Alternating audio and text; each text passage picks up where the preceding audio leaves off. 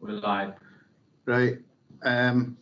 We'll try and get this sound problem sorted out, but we'll get going and then just mute everybody. Take it from there. If I can just remind you about phones, if you can put them on, switch them off or vibrate. Membership of the committee. I think we've got a full house. Item 2, interest in lobbying. Start off with Mohan. Thank you, Chair. It's only an email I got from Angela Bradley and one from the agent part. I think the application on Jack Lane something. Nick. Yeah. Nick. Yeah. Councillor Pinnock. Thank you, Chair. Same as Councillor Sokal, the footpath application of Angela Bradley, 2 emails, and the Jack Lane application from Nick Willock, the agent. Thanks, Andrew. Councillor Bellamy.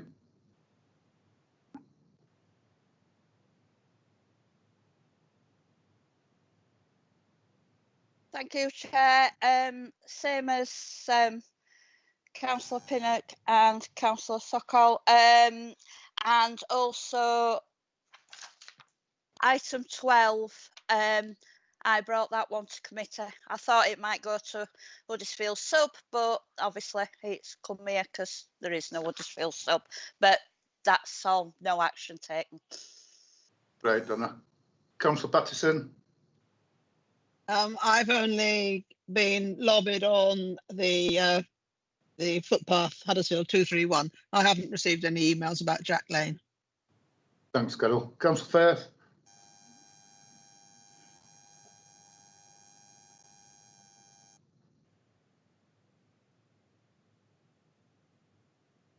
Just the footpaths email on the footpaths. Thank you. Thanks, Donald. Councillor Scott. The same, Chair, item 6 and item 9. And I've had page 5 and page 63. Yeah. I think we're all the same there. Admission of the public, obviously, we're on YouTube and webcast and news at 6 and all that kind of stuff.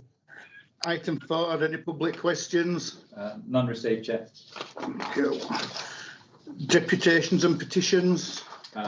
None received, Chair. Right.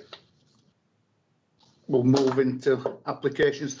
Just say at this point, if anybody's watching, obviously due to the pandemic, we're not doing any site visits, but members have the right to be able to drive around on their own, look at Google Earth, all that kind of thing. So on this one, as we know, it's been going on for some time. When it comes to taking a vote, I will ask the office to make it very, very plain on what exactly it is that we're voting on. Because I know that there's been 1 or 2 faux pas, not by us, by somebody in London, for one. So we need it very, very clear what we are actually voting on today. So I think now it's Phil Champion. I think yes, just bear with me while I share my screen. This is a condensed version, Phil, of 800 odd pages. Yes.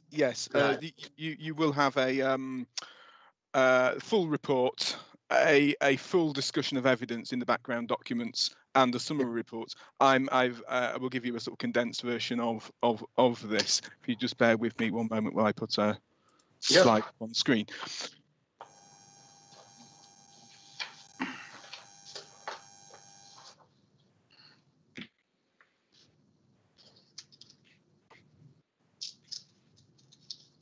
Thank you. Yes, good afternoon. My name is Phil Champion. I'm one of the Council's definitive map officers.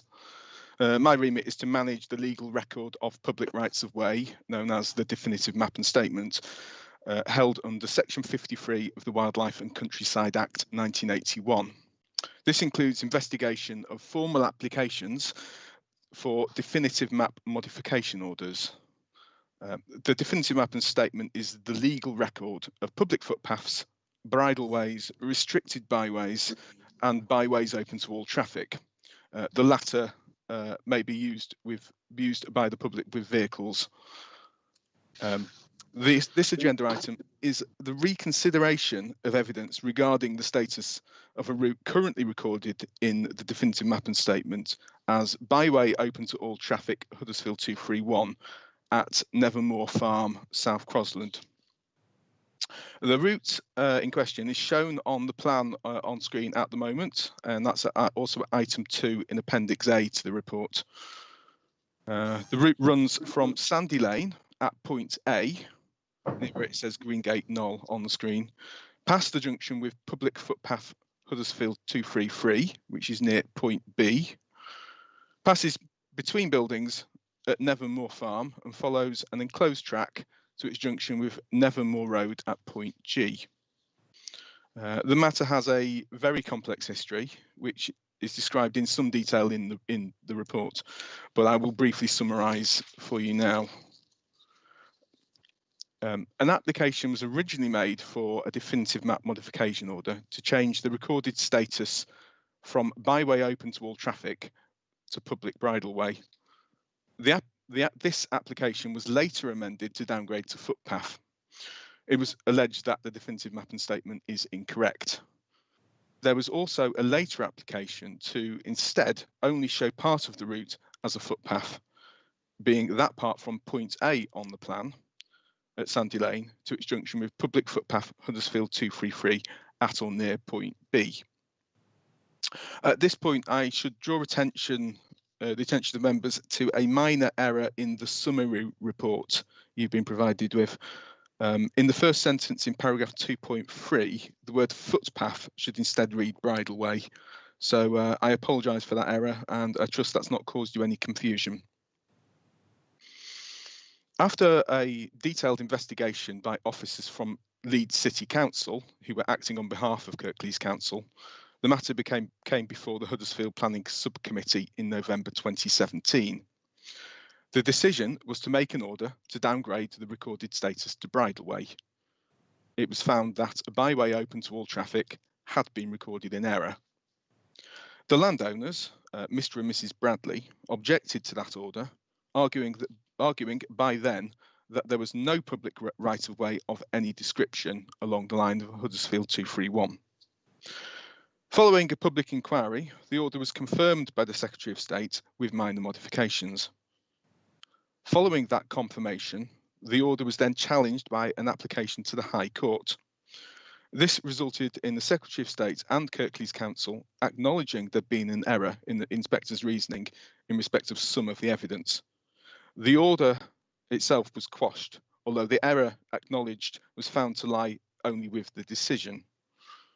Only one of 4 grounds of challenge were conceded. The matter was subsequently returned to Kirklees for further consideration. Officers have now reconsidered all evidence available to see whether a further order should be made.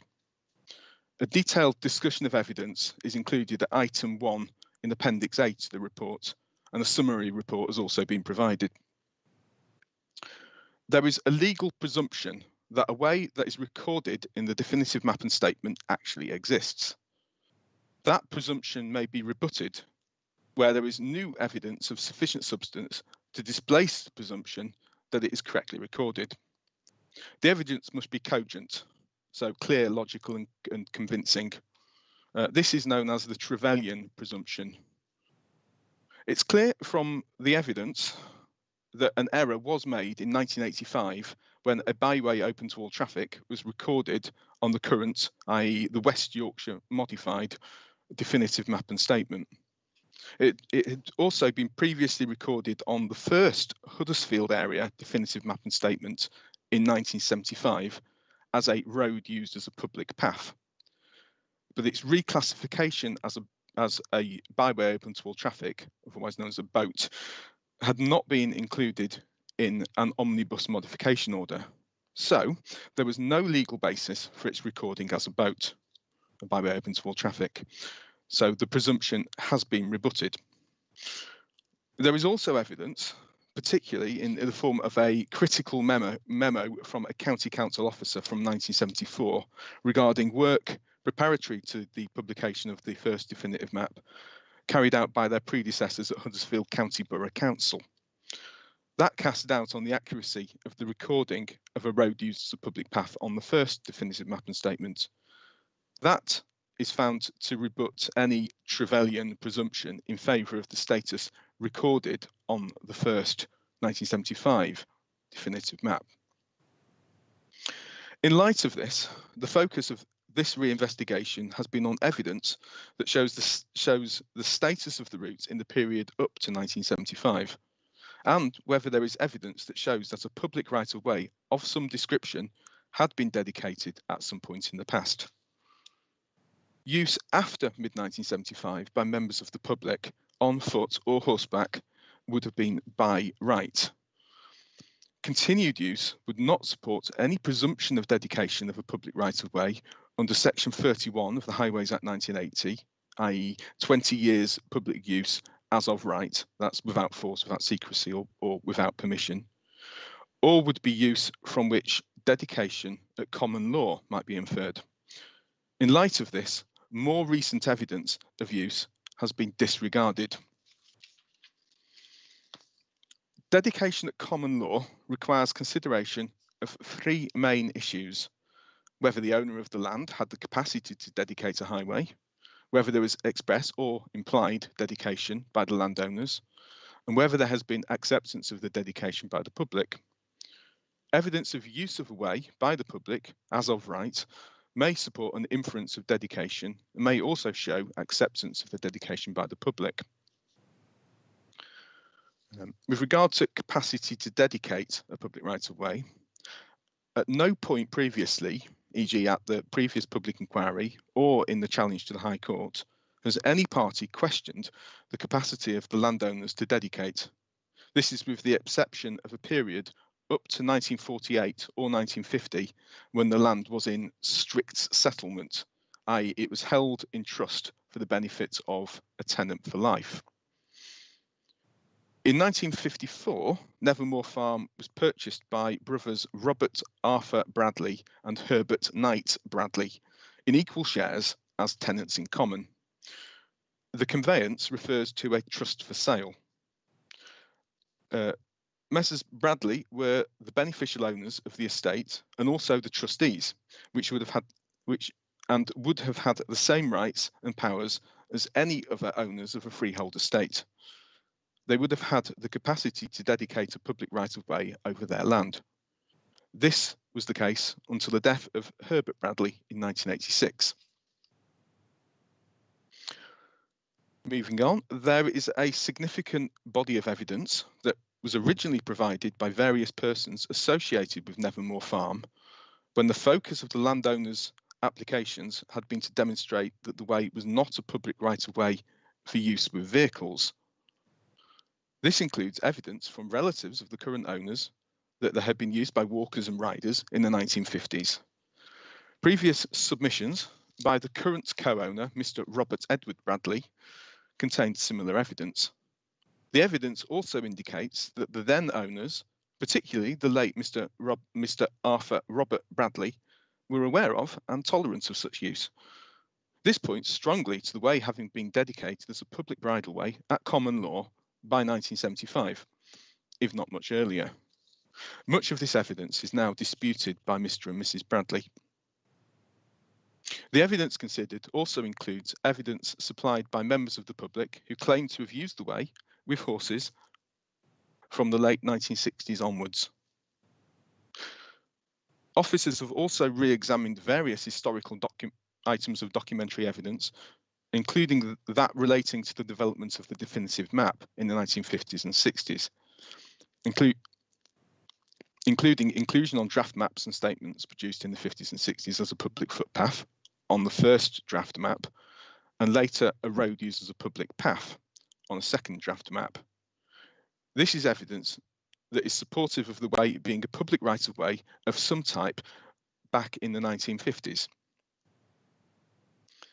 While earlier documentary evidence prior to the 1950s is generally fairly neutral as to the status of the route, a number of maps from the early 19th century onwards indicate a footpath crossing fields towards point B.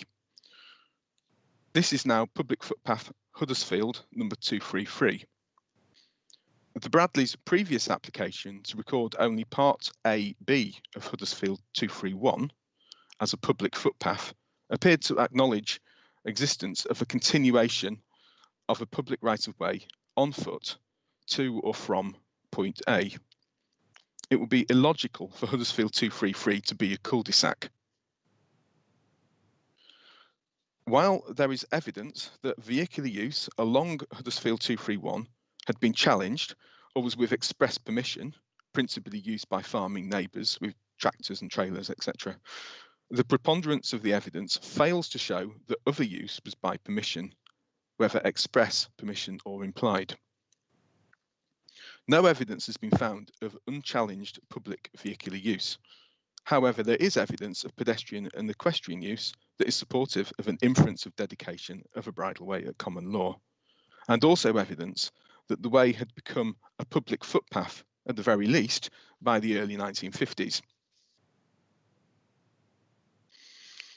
There is also evidence that the way has been dedicated subject to the existence of various structures. These include a gate that previously existed at point B until around 1970, with an adjacent stile in situ until around 2000. Removable rails were used to contain cattle, with evidence supporting such features at points D and E. These structures should be recorded as limitations in the statement. Other structures or obstructions that now exist are more recent and should not be recorded as limitations or conditions on the public right-of-way. There are more detailed conclusions regarding the evidence found in the discussion of evidence at item 1 in Appendix A, particularly paragraphs 9.1 through to 9.17.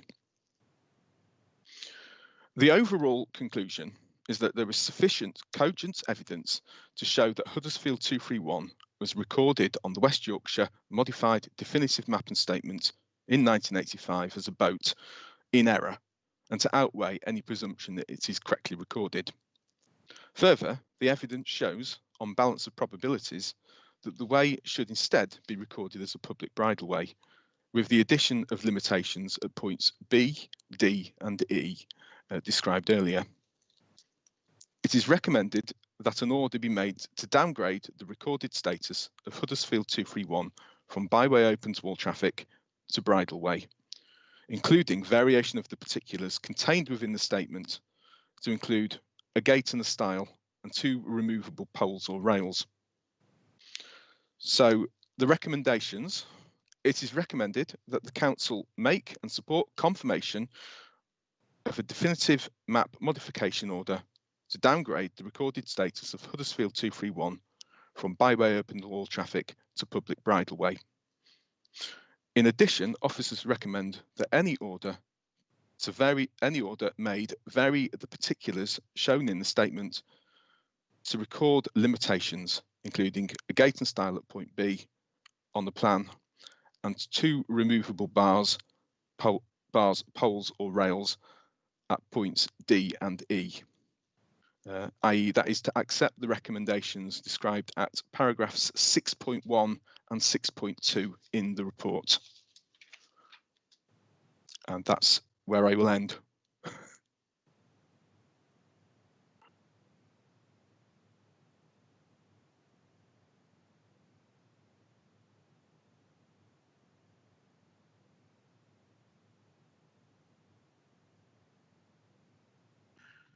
Right, we've got quite a few speakers, we've got quite a few statements which will be read out. Thanks for that, Phil. Richard, if you want to. Okay, thank you, Chair. Start the batting. We'll start it, Chair. I'll read out the name of the person that's either sent in a written submission or obviously who will be phoning. The first one on our list, and all of these are broadly in support of the officer recommendation. So the first one we've got is Rebecca Johnson, who has got a written submission and Andrea will read that out. Thanks, Richard. My earliest recollection of riding this track dates back to 1986 at the age of 11 on a pony I had at the time. I rode this track with my mother, sister and friends on a weekly basis as it was a good route for us from our stables in Armitage Bridge. In 1988, my mother, Pauline Murray, now deceased, opened Riverside Stables, and we continued to use the route as a bridleway both weekly and in the school holidays several times a week as we took both children and adults on hacks in the area. In the earlier years, there was a removable pole across the track, which we would lower out of the way. This later became a gate, which again was not locked, and we would open it to get through. At no point did I ever consider that we'd been given permission to ride this route because it was both mine and my mother's belief that it was a public bridleway. Our riding school closed in 2005, and then I rode the track less frequently as I moved away with work. However, I did continue to ride the track till it became impassable in 2015. Thank you. Okay, thank you, Andrea. And the next one we've got, which again is a written submission, is from a Michael Franks. With a daughter and several of her friends wanting to maintain a safe and secure place to ride their horses away from busy roads, I request this remains a free and unhindered bridleway. Thank you. Thank you, Andrea. I'm now going to call an Andy Leader, who again is in support of the officer recommendation.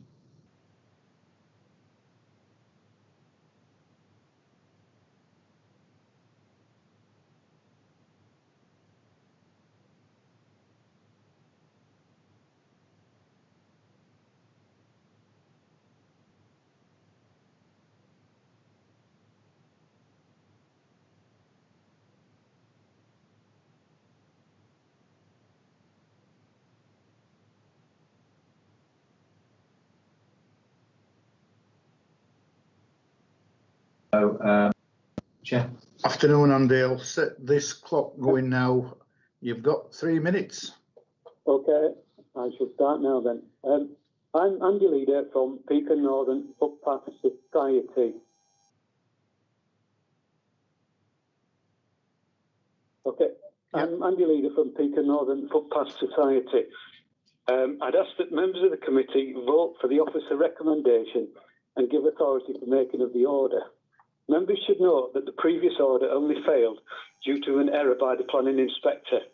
On one point, all of the evidence still stands. It's clear from all the available records that Kirklees and its predecessors had evidence which came to light in the 1950s definitive map process that a public right-of-way exists at Nethermore Farm. So pre-1950s, this route was being used by the public as at least a public footpath. There's no doubt that there is a here. People associated with Nethermore Farm have in the past confirmed this brideway status in evidence submitted to Kirklees during investigations. 9.10, 11 and 12 of the discussion of evidence highlights this. 9.10 says, evidence from persons associated.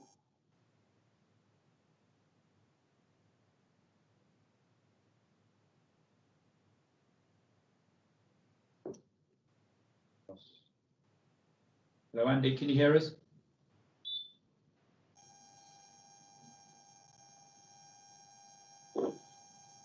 Hello, Andy, can you hear us?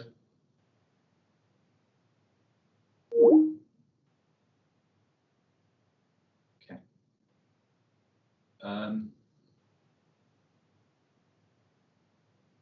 think we've lost him, Chair, so next one. We can do that also, but he has actually also submitted a document just in case anything like that happens. So I'm quite happy if you want me just to finish off what he was saying. I think he. Yeah. Okay, so he says, so following on from where he's finished off, he says 9.7 of the discussion document highlights the date that the current byway status came into question as 2009. The event that brought about this was an application by Mr. and Mrs. Bradley of Nethermore Farm, brackets file reference 159, to downgrade the route from byway to bridleway. This is a very powerful evidence which, when viewed with all other available evidence, is sufficient for the council to make an order changing the status of Huddersfield Byway 231 to that of bridleway. 9.15 of the discussion document alleges that there is evidence of limitations on the route. This seems to be largely based on an unproven assumption of past error. However, no such structures were recorded in the 1950s survey, and a photo of a gate 20 years later does not prove any gate or style or post was in existence 20 or 30 years previously. Any order made should not include these limitations. I would ask that members of the committee vote with the officer recommendation and give authority for making of such an order, but we're recording any limitations. That's it, Chair. Thanks, Richard. Thank you. So the next one is a written submission from a Sharon Gunson. For many, many years, from about 1976 onwards, I used to ride my horse around this area being local, keeping my horse on land at Sands House Lane, Crossland Hill. In brief, I knew the Bradley family for many years and went to school with Edward Bradley as we were the same age. I can say at no time in all the years that I rode up that lane in question by the Bradley farm did I require permission or ask from the Bradley family. I do remember from the last case my name, Sharon Gledhill, was mentioned, but no one contacted me to confirm either way. Many horse riders also use this lane with no permission. I cannot believe after all these years this is in question. Thank you. Thank you, Andrea. The next one, we've got a written submission from a Margaret Dale. The committee is facing a complex legal decision. As well as making the right decision in law, it has to consider what is best for local people. On the face of it, horse riding is an activity of the wealthy few, the privileged classes. This is actually incorrect. The 3,700 people on the Huddersfield Equestrian Facebook page, the 1,200 people on the Home Valley Riding Club, and the 1,000 on the Home Valley Saddle Club pages show the extent of this sport's popularity locally. People from a wide range of backgrounds and ages regularly ride. Sadly, horse riders are being driven off the roads for safety reasons, and the loss of bridleways are forcing them into arenas or into giving up. The decision facing the committee today gives it a chance to support the many local people who participate in this sport. The council committed in the local plan LP23 to safeguarding the local network as it provides further opportunities for leisure uses, cycling, walking and riding. Kirklees is geographically the largest local authority in the country, and the majority of its area is in countryside. Horse riding is part of our rich way of life, and enjoyment of it is being put at risk by the loss of bridleways. It is not just the pleasure of riding, it's our connection to our heritage. People enjoy seeing horses out and about. The local plan also recognises the importance of heritage, as well as appreciating the diversity of the council's different communities. The decision facing the committee gives the council the ideal chance of showing the reality of its local plan policy commitments. This matter has rumbled on for 5 years and must have cost the council considerable sums, as well as using up lots of hours of people's lives. For what and for whose benefit? There is a considerable volume of historic documentary evidence demonstrating the nature and extent of this footpath's use. There is also a large quantity of testimony from local people evidencing their use of it for horse riding. Weighting the balance of this evidence with that claiming the contrary must point the committee in one direction. This matter has also benefited from independent opinion from council officers, Leeds City Council, the Planning Inspectorate, as well as the High Court. Just because the Planning Inspectorate framed the wording incorrectly, surely this does not negate the main thrust of the argument. I urge the committee to accept the council officer's recommendation and order that Huddersfield Public Bridleway 231, Sandy Lane to Nethermoor Road, South Crossland, be downgraded from a boat to a public bridleway, and that limitations should include a gate and style at point B on the plan at item 2 in Appendix A, and 2 removable bars, poles or rails at points D and E. Thank you. Okay, thank you, Andrea. We have next a written submission by Robert Singleton.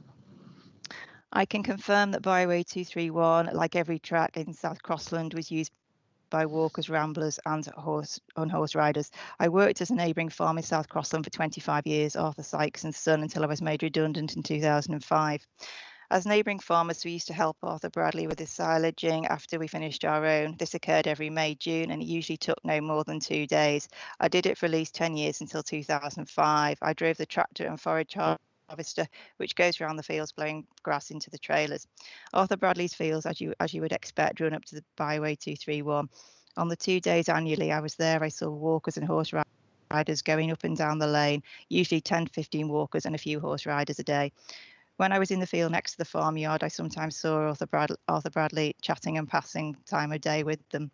Occasionally, some walkers used the footpath, which ran right through the middle of Arthur Bradley's land. By using the footpath, they had to walk on the top section of the lane, as the footpath used to start close to the farm buildings. Thank you. The next one is from Helen Stewart, and I'll read this one. So I was witness for the Leeds report and for the public inquiry by the Secretary of State. I currently live in Leeds, but I have horses stabled at my family's farm in South Crossland, HT4. I have kept houses there for 47 years, and along with my friends and riding companions, have used the route byway 231 since childhood. I have ridden and walked both horses and ponies along the route, both alone and with others, without ever being given nor seeking any permission to use it, as it has always been a public right-of-way. At the same time, I have seen many groups use it, including ramblers, cyclists, motorbikes and off-road vehicle users. On occasions in my younger years, I drove with my granddad along with our family, along it from our family farm, along Sandy Lane, along Route 231 and exiting onto Nether Moor Road.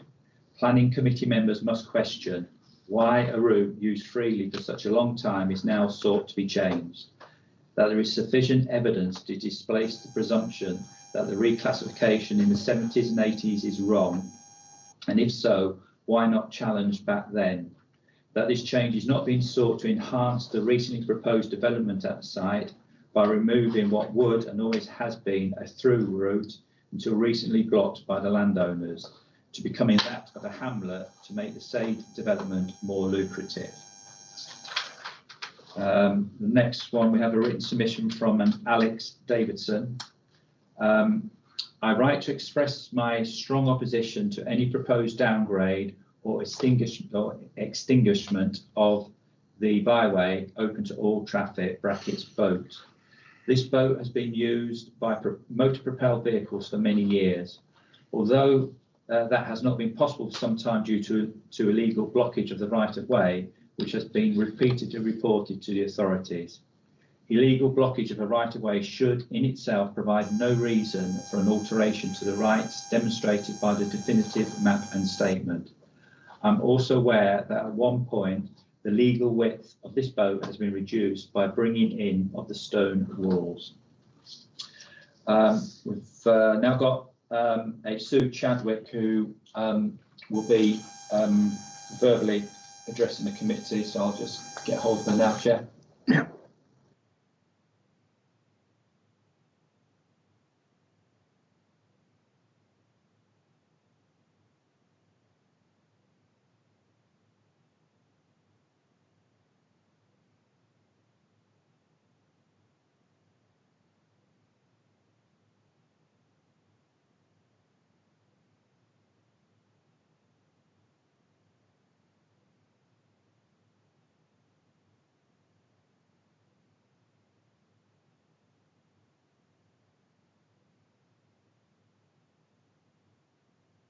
Afternoon, Sue. You've got 3 minutes and it starts now. I would like to offer my support and that of my family, friends and members of local riding clubs to the council officer's proposal to change Huddersfield Route 231 from a byway to a bridleway. I have lived in the South Crossland area since 1971 and myself and my family and friends have regularly used the track for riding, cycling, walking and motorcycling, including taking part in motorbike trials held at Nethermoor Farm.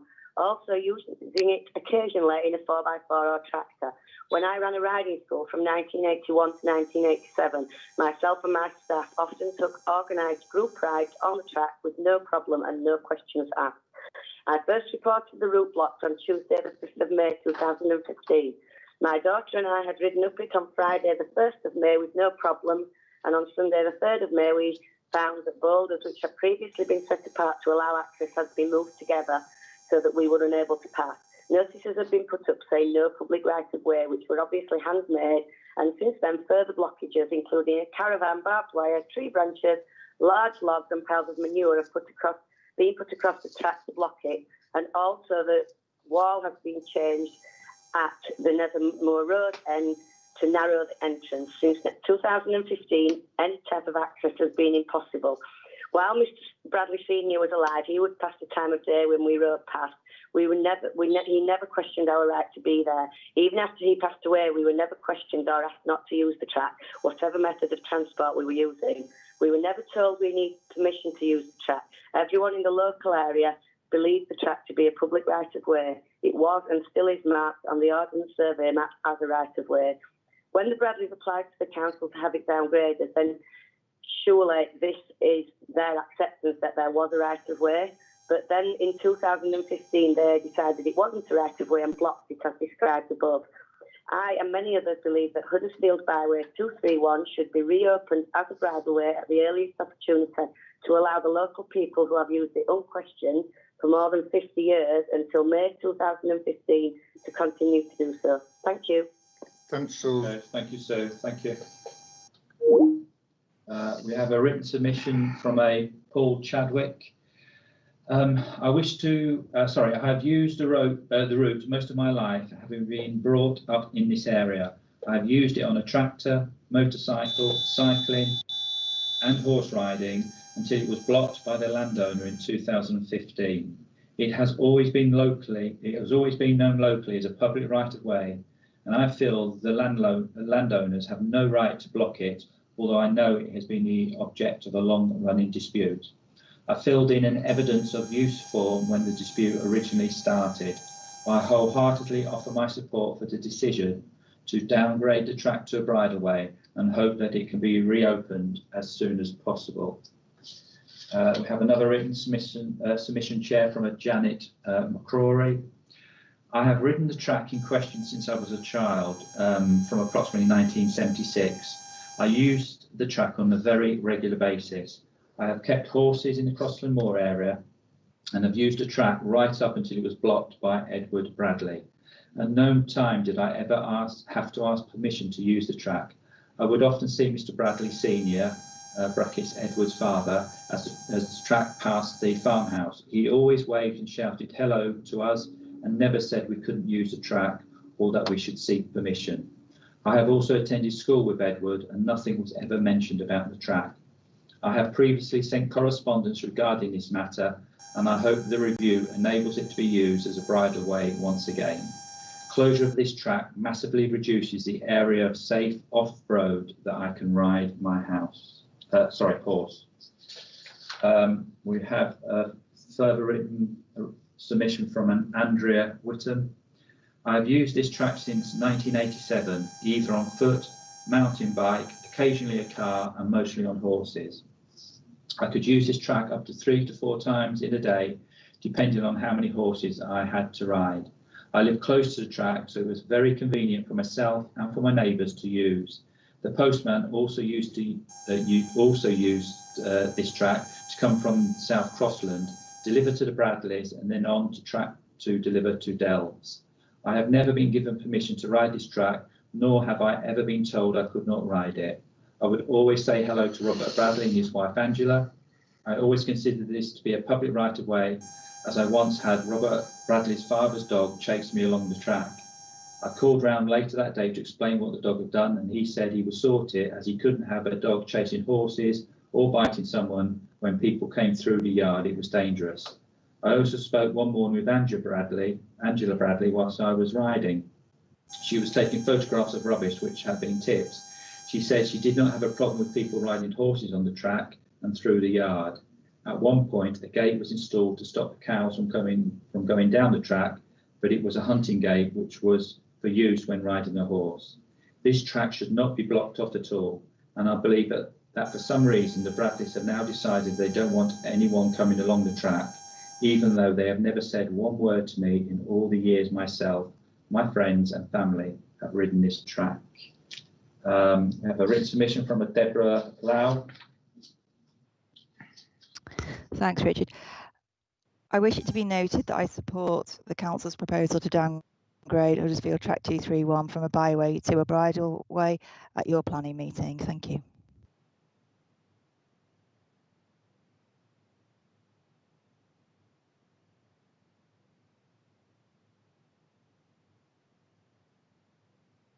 Okay.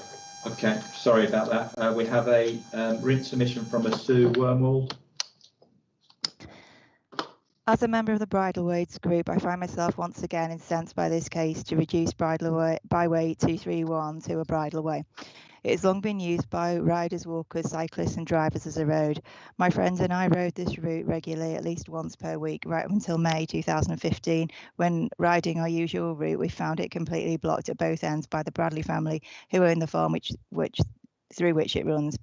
Throughout the last 5 years, during which various inquiries have taken place, this byway has remained illegally blocked from all who wish to pass through. I attended the inquiry on the 23rd of November 2017 and was horrified by the slurs and lies which were hurled at the Bridleways group by the Bradley family, and that nobody on the committee stopped them. We were allowed to present a mobile phone recording which proved nothing untoward had been done by the Bridleways group, contrary to what the family had been attempting to prove. On the 29th of January 2019, the public inquiry made the decision to downgrade the byway 231 to a bridleway. This decision was later quashed due to a technical wording error, but byway 231 remained blocked. Instead of further investigation, we now find a new inquiry in progress, wasting the time and money of all who have an interest in this matter. The Bridleways group have been careful in adhering to the remit and rules of the inquiry and have not revealed the motives of the Bradley family in seeing byway 231 closed completely. In contrast, the family broke every rule at the inquiry I attended, making personal attacks on various members of our group, the majority of which were untrue. My friend's family have since been insulted by gossip among their neighbours, fomenting nasty untruths and instigated by the Bradley family. During my use of byway 231, I have never been asked if I had permission to be there, nor told that I needed permission. All my contact with the Bradley family were amicable waves and friendly hellos between us as we passed through the farm. In conclusion, byway 231 should remain a byway as it has been for many years and should be reopened immediately. Thank you. Thank you, Andrea. We have a submission from Lorna Atkinson. I've used this bridleway on many occasions over the past 15 years. I feel it would be unfair to lose another bridleway when we are losing so many and putting riders and horses' lives at risk whilst having to ride on main roads. I feel if you change this established bridleway to a byway, then you are setting a precedent for other bridleways to be downgraded. Horse riders do not want to ride on main roads, but the more bridleways that are close to us, the less options we have. We put it with HGV dragons driving past us at 56 miles per hour and rude drivers who think we should not be on roads, which puts both the horse and the rider at huge risk. Horses can be very unpredictable and can spook across the road because they see a shadow or someone mowing a lawn. A bridleway is a lifeline to us and we do not want to ride on main roads. Thank you. Thank you, Andrea. We have submission from Beverly Corrigan. I urge the committee to support the report's excellent recommendation put before you today, which is to downgrade byway 231 to a bridleway. Thank you. Thank you. There's a submission from Mark Corrigan. I am the British Horses Society's Access Officer for Yorkshire, Chairman of Kirklees Bridleways Group and a committee member of the National Federation of Bridleways. I would firstly like to commend Leeds City Council and the author of the report for producing such a well-researched, balanced and legally correct document, referred to by the definitive map officer, Mr. Phil Champion. The law requires only that on the balance of probabilities, it is more likely than not that highway rights exist. There is an overwhelming amount of historical information in this report, proving exactly that, starting with the J. Johnson map of South Crossland, 1804, Henry Bowman map of 1826, South Crossland plan of 1848, Tithe map 1851, Ordnance Survey map 1893, Finance Act map 1910. This evidence, along with the extensive user evidence, was tested at the public inquiry held in January 2019, where it was proven to be correct. Consequently, the order was confirmed by the appointed Secretary of State's Inspector.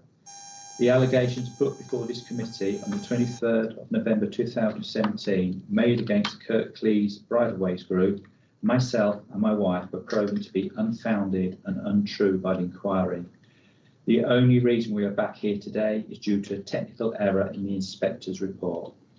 I would like to thank the Planning Committee for supporting the previous officer's recommendation, which was to downgrade this byway to a bridleway. This proved to be the correct decision. The aim of the British Horse Society and Kirklees Bridleways Group is to promote safe off-road riding.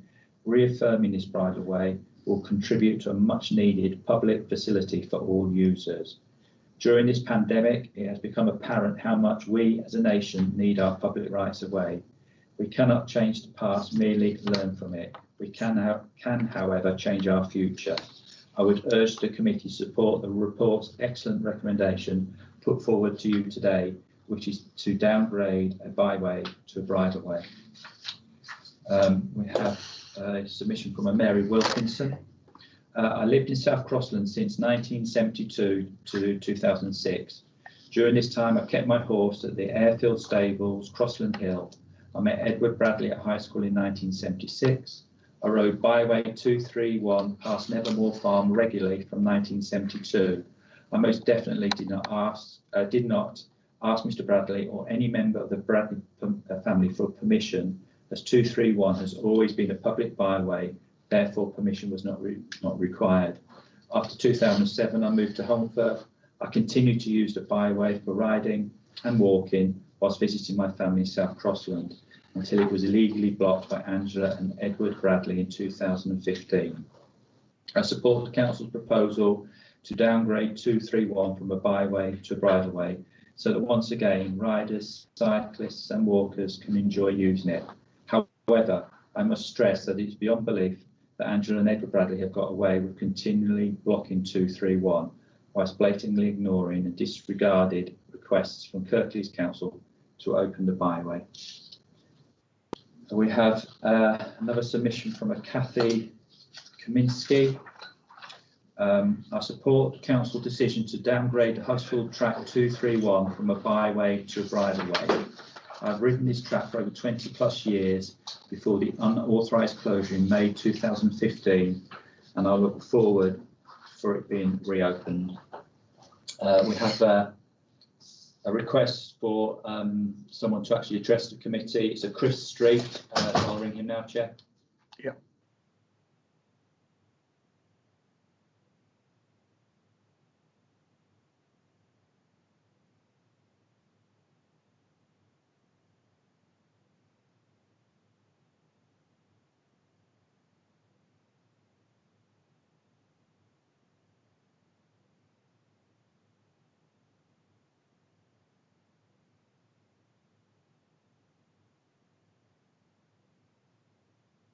So you're really badly breaking up.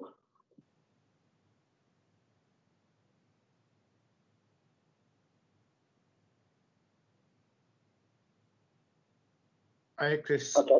You've got 3 minutes and I'm starting it now.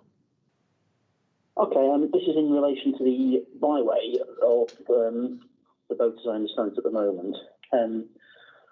My position is I'm a 4x4 owner. I live not in the Huddersfield area, but around the Leeds area. But I can go out walking, riding and biking in the area.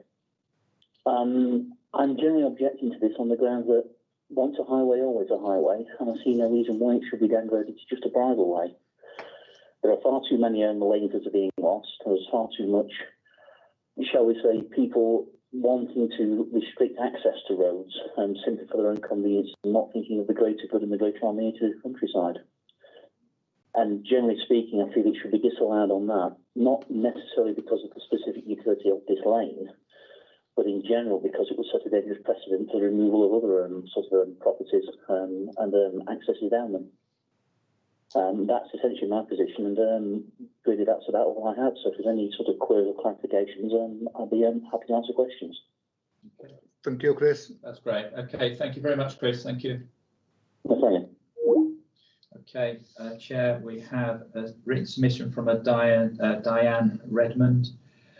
I have ridden and walked the track regularly since around 1985, initially as a client at the local riding school, then on my own horses. I was an employee at the yard between 1990 and 1999, riding multiple horses per day and would use the track weekly, if not daily. I continue to ride my horses here probably several times per week until its more recent closure. I have never had to ask permission to ride on the track. I have never heard conversations regarding anyone requiring permissions to use the track. I've also walked my dog on here for many years, and when younger, used to cycle with friends along the track with no challenges. Okay, have another written submission from a Helen Smith. I've ridden, walked and cycled this byway for many years, having lived at Crossland Hill for most of my life and now living in South Crossland. I attended Sue Chadwick Nee Whittam's riding school as a child, brackets I'm now 46 years old, and this was a regular route for our hack outs. I now own a horse which I keep at Sue's livery yard at Crossland Moor Airfield and ride out around the roads, byways and bridleways in the area regularly. I also live in South Crossland Village and own a home boarding business for dogs, and so walk them regularly also. It is a disappointment this track has been closed by the current occupiers of Nevermore Farm, as it has been brought to a close many years of enjoying this route, which the previous farmer, Mr. Bradley Senior, never showed any sign of being unhappy about. Recently, footpath across the fields was also signposted as closed due to COVID-19, with no alternative route provided, as should be the case.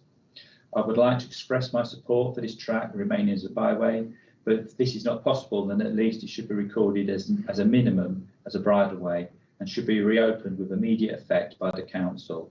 It's been allowed to be closed for far too long without resolution. Footpaths and bridleways are key routes to be enjoyed by all for the leisure and safety of everyone, and have been neglected for too many years, leading to more and more road usage and dangerous incidents with levels and speed of traffic. We have a written submission from a Jane Whittle. I've lived in the South Crossland area from 1972 to 2007, and for the majority of that time rode and kept a horse at the airfield Crossland Moor. Huddersfield 231 formed a regular, I'd say almost daily part of my hacking during that time. At no time did I seek, ask or receive permission to ride the track from the Bradley family, as it was unnecessary. This case has gone on for many years and has been a huge expense to the council, with the Bradleys showing little regard to the council, the neighbours or the local community, continually blocking the right of way and denying people access by refusing to comply with orders to open it. I gave evidence at the hearing in Huddersfield where Angela Bradley blatantly lied and tried to intimidate witnesses.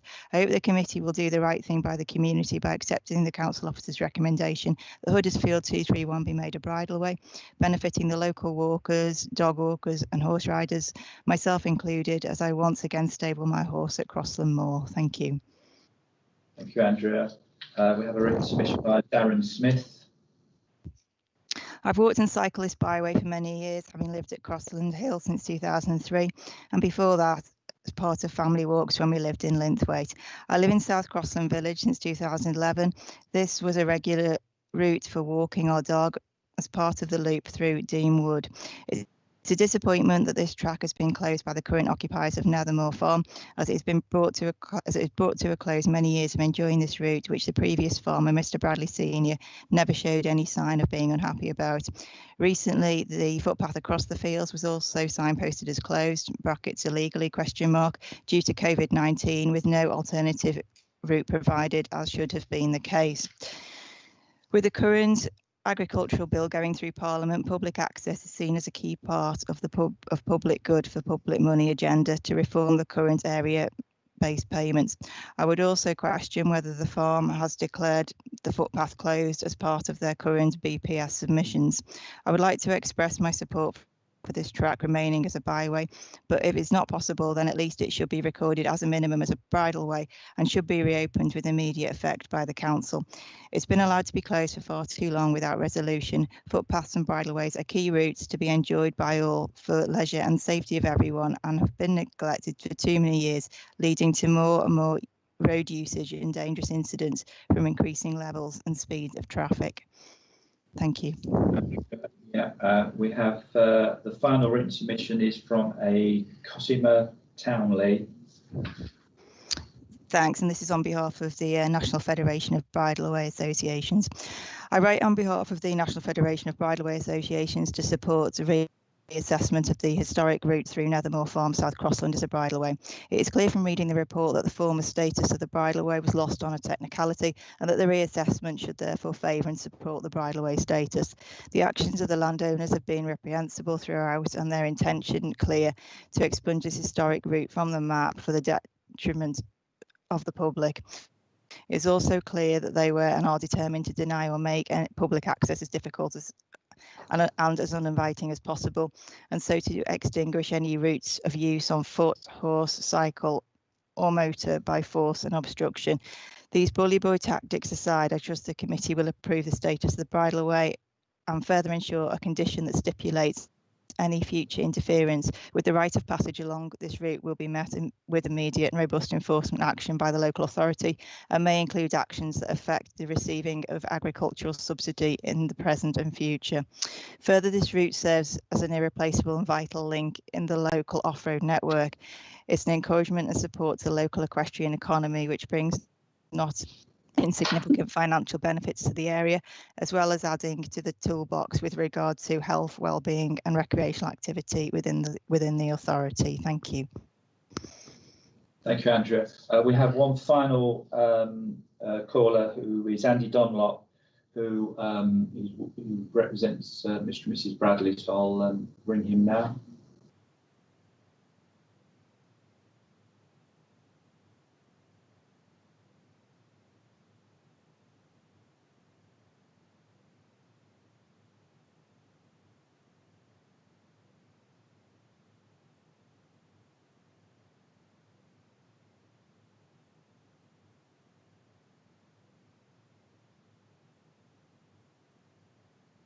Okay, thank you for that. Afternoon, Andy. You've got 3 minutes and it starts now. Thank you very much.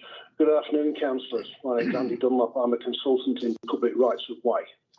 Members are presented with an 840-page report of regurgitated evidence previously presented to them in November 2017 and used in the public inquiry in January 2019. The previous order, made on advice from officers, was for bridleway, subsequently then altered to footpath, then back again to bridleway.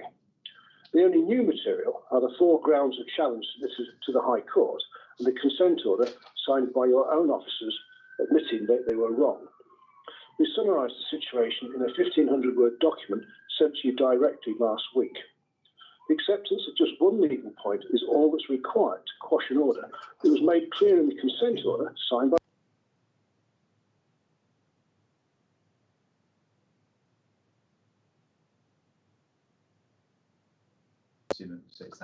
Previously, officers did not wish to pursue common law creation in January 2019. Indeed, they confirmed this with the planning inspector at the inquiry, but changed their minds after the inquiry had closed. The officers then, without members' consent, took the matter to the steps of the High Court, claiming common law creation. They were forced to retreat and the order was quashed. So here we are again. Officers now reassert common law dedication. This is disingenuous. It cannot be awarded any merit as it failed on fundamental points of law, which have been clearly laid out in our rebuttal date 21st July 2020. To proceed with the making of this order and ignore those points of law can only result in quashing the said order and more embarrassment to the council. This matter is not about what walkers, horse riders, cyclists or motorists want. It's only about the law. And that is all we must be concerned with.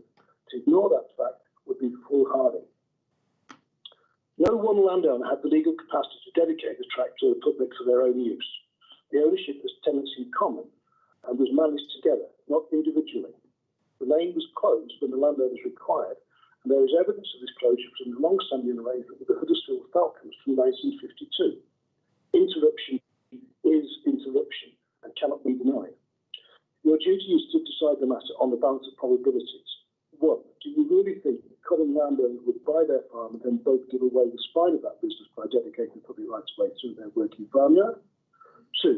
Does the closure of the way clearly indicate the intention to dedicate? And 3. Did the closure of the way 2 or 3 times a year for the motorcycle events indicate the intention to dedicate? If you answer no to any of the above 3 points, then it is your duty to make an order to delete the illegally added recorded public rights of way. Thank you. Thank you. Okay, thank you, Andy. That's it, Chair. Right. Members, it's over to you. Just before we go any further, I just want to ask Kathy and Donna, has that high pitched noise gone now? Yeah. Kathy.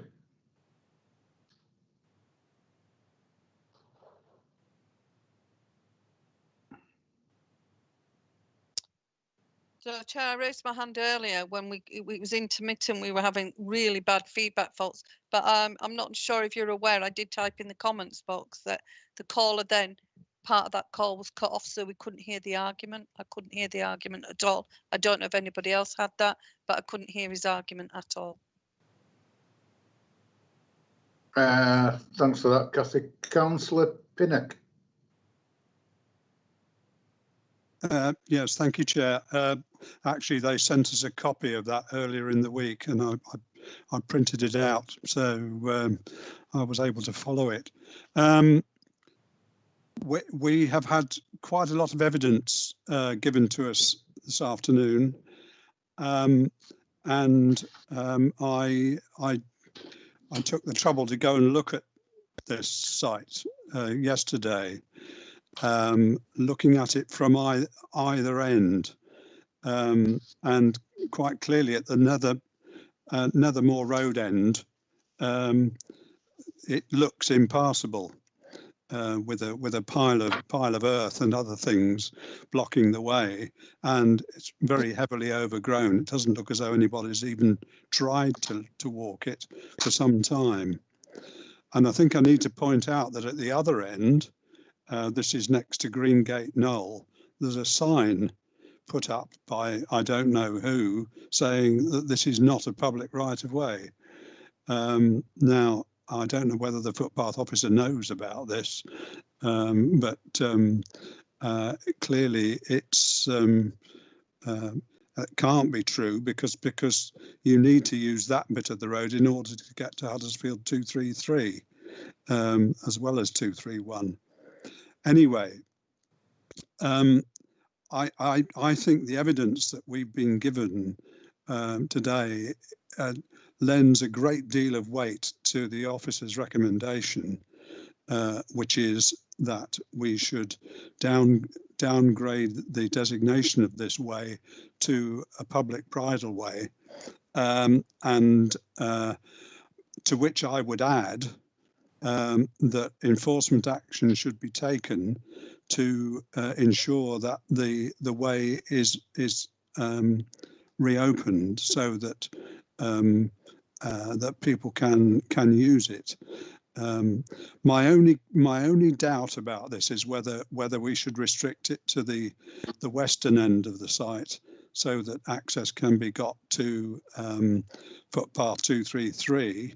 But on balance, I think that given having seen the state of the far end of the way, we need to ensure that the whole length of this way 231 is opened, and I would like to move that course of action. Thank you, Andrew, for that.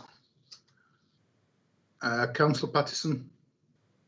Yeah, just very briefly, Chair. I was ward councillor for this area at one point, and I was made aware that yes, it was a public footpath, or it was assumed it was a public footpath and bridleway. Horses and walkers did use it. I don't believe they did need to ask permission, and certainly I think. I won't say they were welcomed, but they certainly weren't unwelcomed. I think the problem started when it was published in a off-road biking magazine or off-road car magazine that this was a boat, and therefore all of a sudden there were a lot of motorised vehicles going down that lane. But that's when the trouble started. I certainly believe, I can understand why the farmer was not very pleased with off-road bikes, etc., going past his cowshed, which I believe had been moved nearer to the footpath as well, which didn't particularly help. But I'm certainly believe that it has been a very long-standing bridleway and footpath, and I would support the officer's recommendations. So I will move it. Thanks, you. Carol.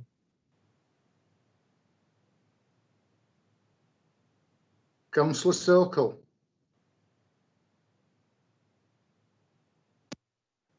Yeah, thank you, Chair. I second Councillor Carol Pattison's move. I think we heard a lot of evidence this morning and now. Yeah, quite few of them evidence was the people who've been living around the area for a longer time. Yeah, who knew the situation there. And the last order has been challenged in the High Court, and they had proved some error by the Secretary of State, the Inspector, and the Council. I think we should not lingering on this issue. I think we should come to the end now, and I second Carol Pattison, and we should accept the officer recommendation to downgrade that from there. Thank you. Any more? I think, Andrew, did you originally move this? Yes, Chair, I did. I thought you did. And my microphone wasn't muted at the time. Yeah, I've got In it. that case, I'll second it. Yes. Right, that's fine, is that? And I'd like to also just flag up what Andrew. I'd just like to flag up as well what Andrew said in relation to the full length of the right-of-way being made passable, and also that enforcement does act if it gets blocked up again. So I'll just have Councillor Faith in and then we'll go to the vote. Donald? Yeah, listening to all the people who've spoken on this morning, I think basically the Bradleys, or Mr. Bradley, didn't do anything until it got advertised in a magazine for off-roaders, quad bikes, cars, all that business. That's when they would, when I would have been upset about it.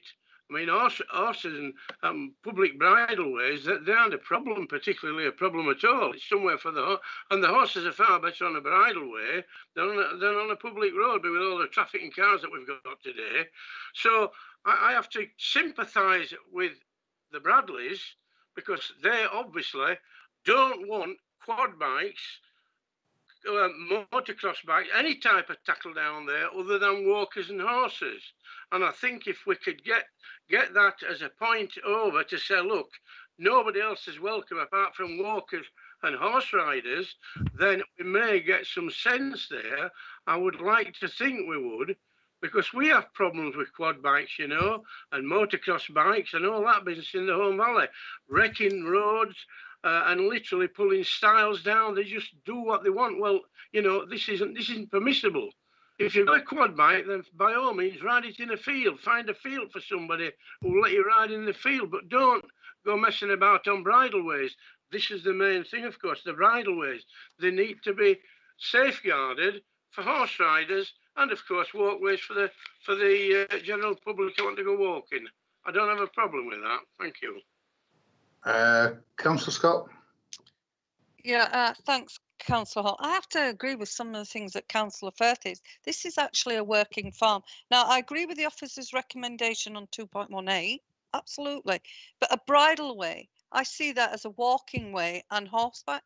What really worries me, bridleways around here where I live, they are using them on quad bikes on them, motor scramble bikes, and they are running wild with it, but causes problems. And one of the questions I wanted to ask to the officers, is there a way that we could condition in that it is horse and foot not these motorbikes. Is there any way that could be looked at to work something out? Because I do have the sympathy for the Bradleys, all the empathy in the world, because I've seen it and been a horse owner myself before.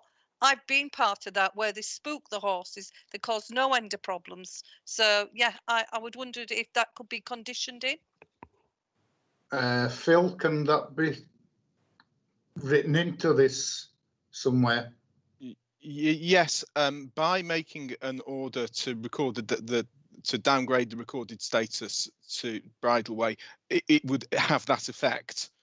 It wouldn't need to be specifically written in.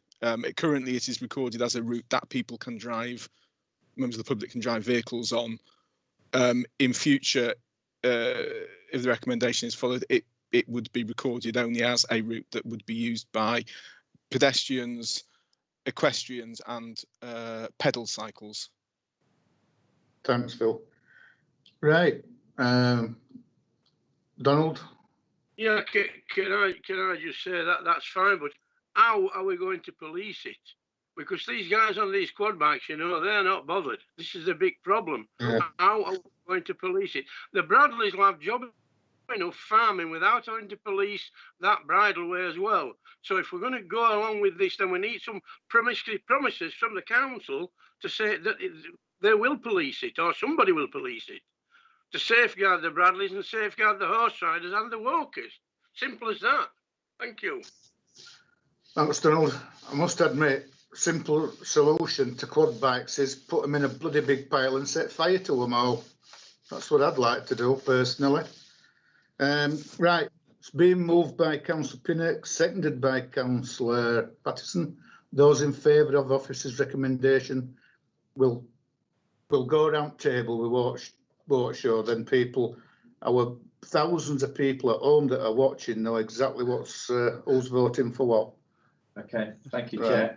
Chair. Right, so this is a vote for favouring the officer's recommendation. Yeah. So we have Councillor Bellamy.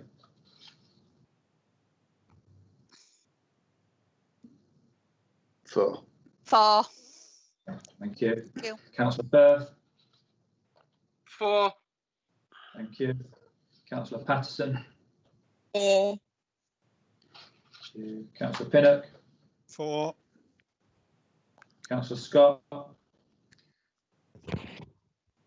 For, but with the condition that there is going to be supportive in some way with stopping bikes, as in motor vehicle bikes. Yeah. Okay. Councillor Sokol. For. And Councillor Hall. For. That's unanimous, Chair. Thank you. This one, it should be a bit more straightforward. Sandra, do you want to speak? I just wanted to clarify on the there you'd covered both 6.1 and 6.2. You'd referred to that earlier, and that there was also the limitations. Yeah. That's the understanding, that the limitations will appear on the order that's made. Just for clarification. Right. Oh yes, yeah. Yes. Thanks, Sandra. Yeah. Right, page 25. This is Burn Road, Huddersfield. I think it's Victor that's doing these this afternoon.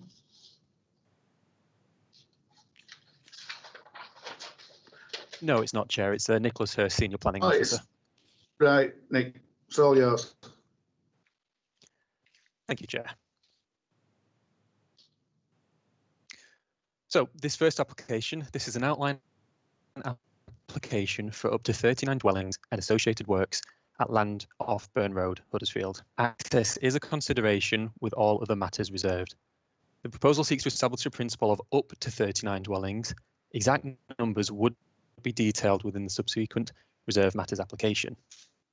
The up to 39 is based on the site area, and the local planner seeking a density of 35 dwellings per hectare where appropriate.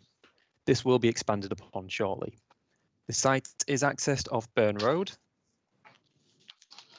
as you can see on plan now. It's to the north of Halifax Road, and it's a prow partly running through it. The prow connects to the Kirklees Way to the north of the site. The site forms part of a larger housing allocation. Within the local plan, the larger allocation has an indicative housing capacity of 246 units. The housing allocation has been subdivided by several applications. Those which remain extant are shown in green on the current image, with the current application in red. Development has commenced for the two largest sites. While some are outline permissions without set numbers, the permissions in green approximately amount to 140 dwellings. Note the overlap between the current application and the neighbouring site, which can be seen there. As previously mentioned, access is a consideration of this application. However, the access proposed has been previously approved as part of the neighbouring development. This plan is not part of the current application, but shows the proposed shared access which has been built. The current application would approve housing on the southern part of the access and then continue off plan. I'll also show some images of the site. This is the access to be shared onto Burn Road, which has been built as part of the neighbouring development. When built, a section of Burn Road was made no access from the development site, as can be seen there. This image shows the prow, which partly runs through the site, that's public right of way, and the north portion of the site. So the prow is on the left, and then the access can be seen just by the orange vehicle. This image shows a typical section of the south portion of the site. Note that the land slopes downwards and protected trees along the rear boundary. Here is another example photo. The proposal is outlined with layout, appearance, scale and landscaping as reserved matters. The current plan is an indicative layout showing how the site could be developed. First, considering the principle of development, the site is a housing allocation, so residential development is welcomed. However, the local plan requires the efficient and effective development of allocations through securing an appropriate density. Negotiations have taken place on the density due to concerns that the site topography and shape would require a lower density than that required by the local plan. However, as an outline application with all relevant matters reserved, as no details of layout, scale or appearance have been provided, there is not currently evidence to justify a departure from the local plan's density targets. A description of up to 39 dwellings secures the potential for a policy compliant density at reserved matter stage, while giving the applicant the flexibility to appropriately respond to the site's constraints if the local plan's density targets are identified as not being appropriate. With this description, the principle of development is found to be acceptable.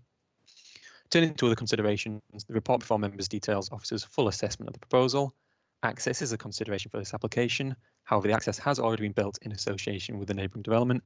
The access is considered acceptable to serve both the approved and proposed developments. The report also considers the visual impact, residential amenity impact, and highways, among other material planning considerations. At this stage, officers are satisfied that no prohibitive reasons have been identified as to why the appropriate details could not be provided at the reserved matter stage. As numbers are unknown, planning contributions are to be secured via condition for detailed consideration at reserved matter stage. However, highway improvement contributions and drainage management are to be secured by Section 106 at this time. 15 objections have been received in response to the proposal. Concerns have also been raised by local ward councillors. These concerns raised have been addressed within the committee report. In conclusion, the proposal seeks outline permission for a policy compliant residential development with an appropriate density on a housing allocation. Officers therefore recommend approval, subject to delegation back to officers to finalise the Section 106 agreement and secure the recommended conditions. Nothing further to add, Chair. Thanks, Nick. No speakers, Chair. No speakers. So, members, it's over to you.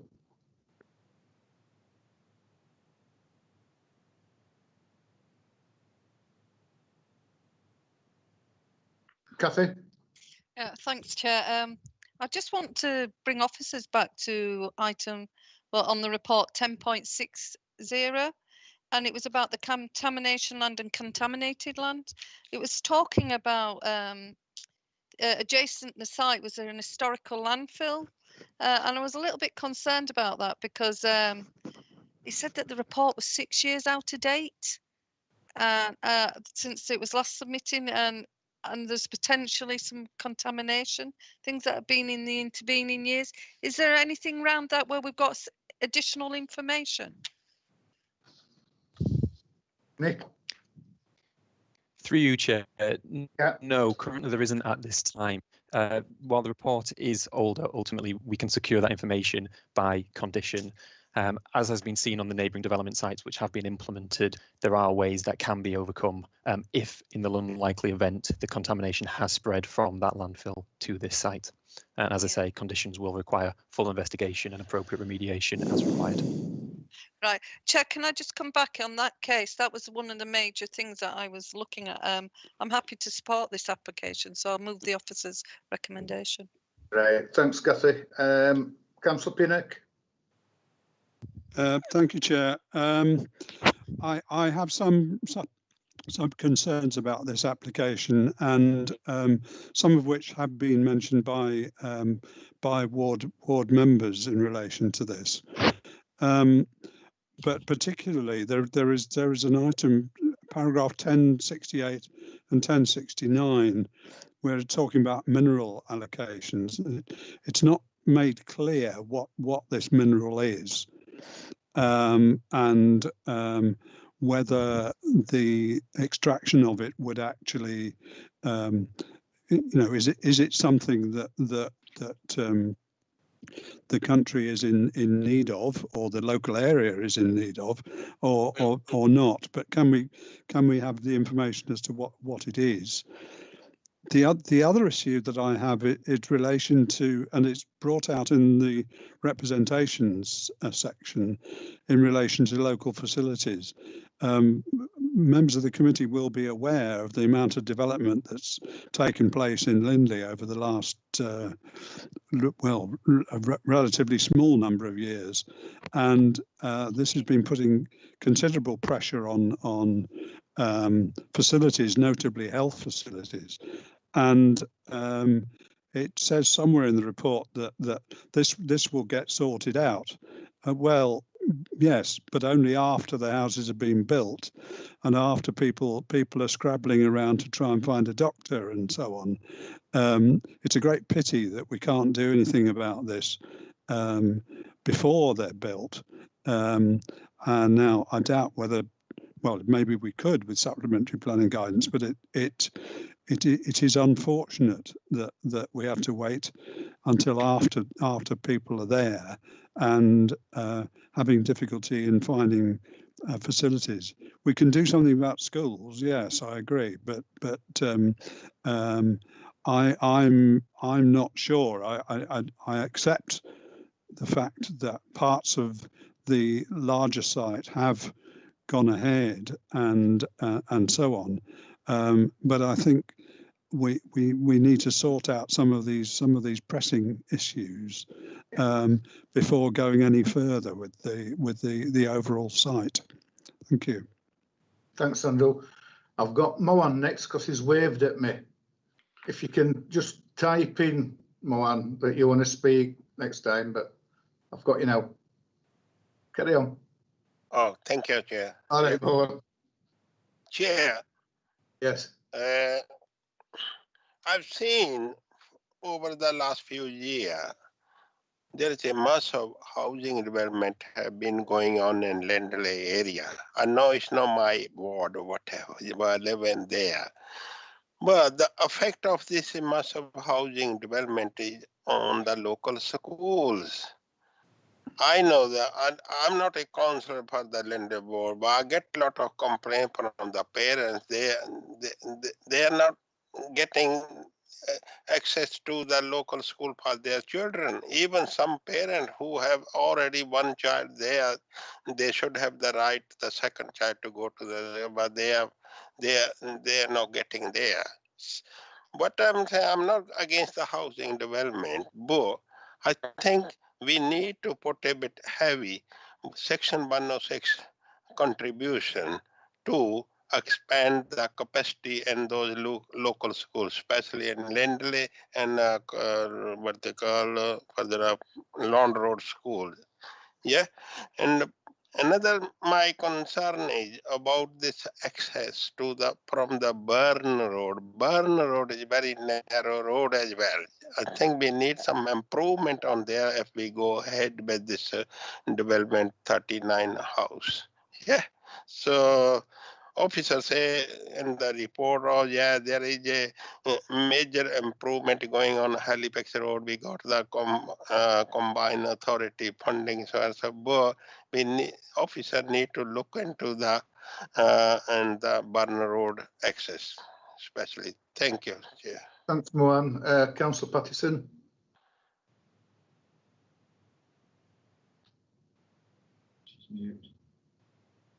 Carl, you're muted. Sorry. That's it. Just to say that I do support the recommendation here for outline planning approval. It is part of a larger housing allocation. There have already been the Burn Road. There's already been made one way only. So by the previous developments that have already been built beside this. So that access issue, I think, has been taken care of, and the picture showed us that it's already there now, that the no entry signs are there at the end of Burn Road. The schools issue, I mean, there are sufficient places currently in the area, which I know, as I am cabinet member for schools. So, but I mean, obviously any further development will require a section 106 education supplement or whatever when it actually comes to full approval. But at the moment, this is outline planning permission. I think I will second the proposal that we approve this. Thanks, Carol. Councillor Bellamy.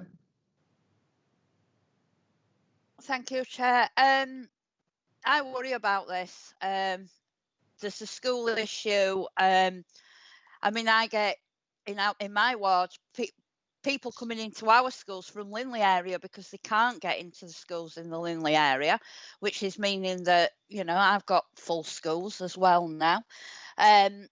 Also the facilities, the health facilities, I agree with Councillor Pinnock. I really do. I really am concerned. I think Linley has had a lot of development, and I mean a lot. So to be honest, I don't think I can support this. Thank you, Chair.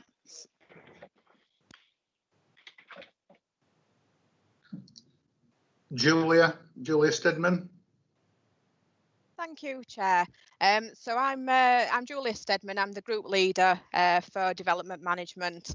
I've heard too sort of the discussions and the comments received by members.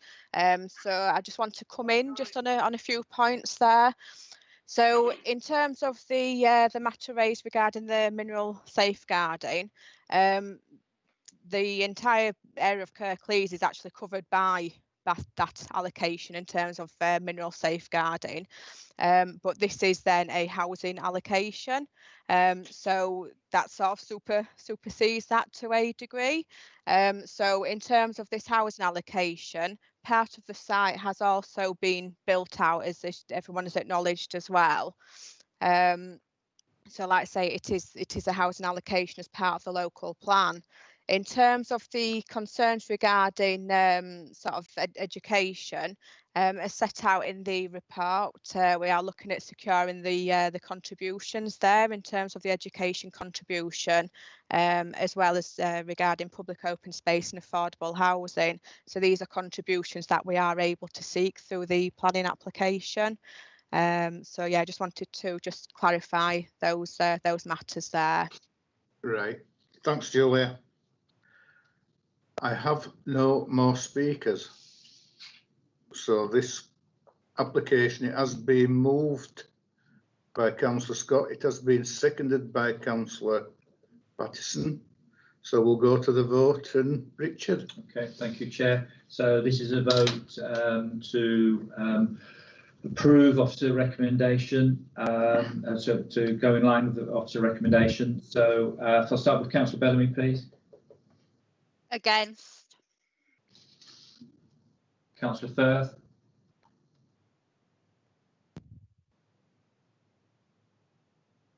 I think you're on mute, Councillor Firth. Yeah. Against. Against.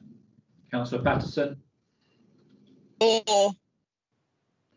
Councillor Pinnock, Against. Councillor Scott, For. Councillor Sokol,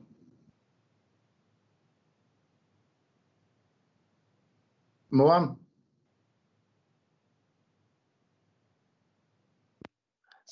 Sorry, Chair, I was on mute. Yeah, for.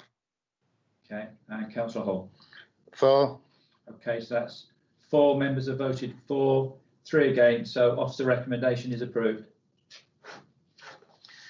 Next, page 49.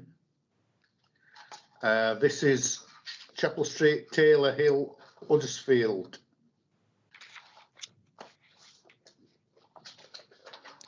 Thank you, Chair. Nick Hurst again.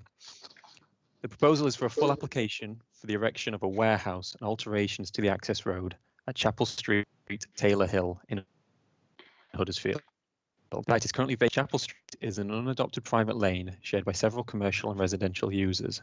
Chapel Street connects to Stony Cross Street, which is adopted. Note that the site is between residential properties to the north and commercial structures to the south and east. This current image shows the walls of the south and east commercial buildings. The new unit will be built adjoining these. These images show the current state of the site. It is naturalised with self-seeded vegetation. The right image shows the adjacent residential properties, their boundary fence, and the lower ground level of the site. With this final image, this image showing the neighbouring properties from within the site. This final image shows a junction between Chapel Street and Stony Cross Street. You can just see the adjacent mill with the properties in front of it, and also a commercial access used by the neighbouring factory.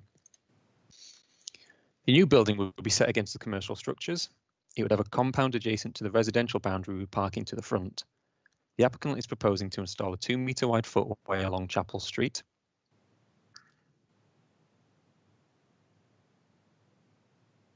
Details of this and improvements to Chapel Street within the red line are to be secured via condition.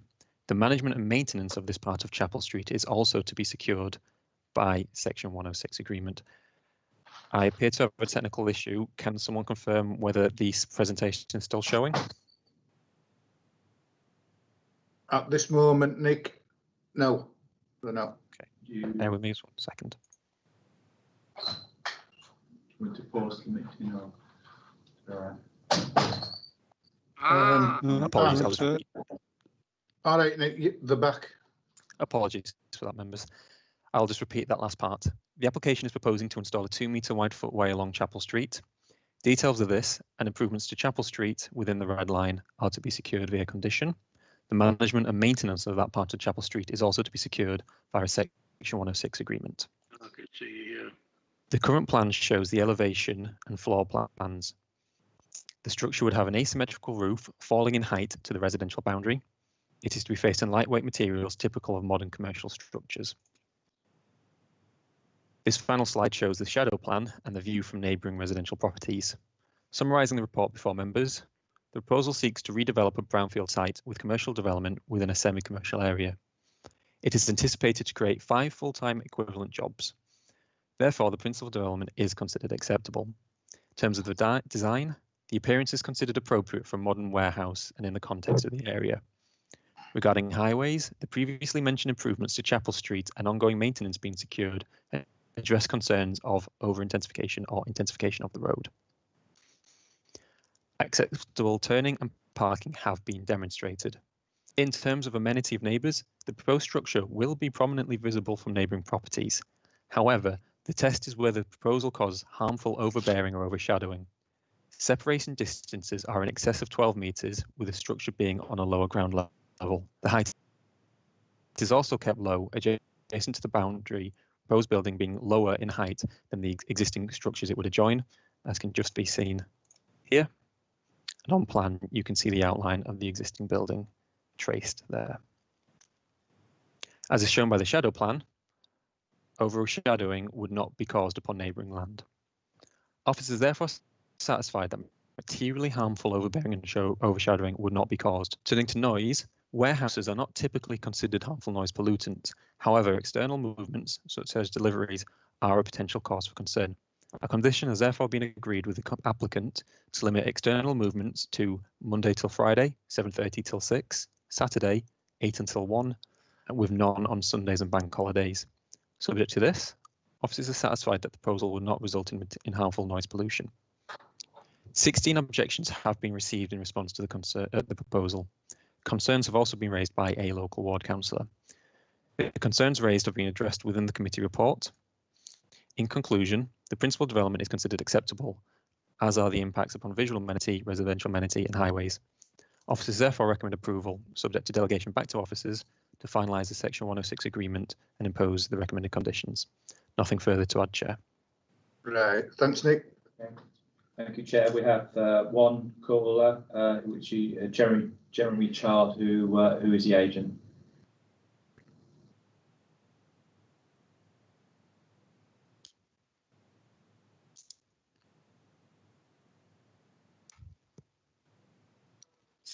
Still off.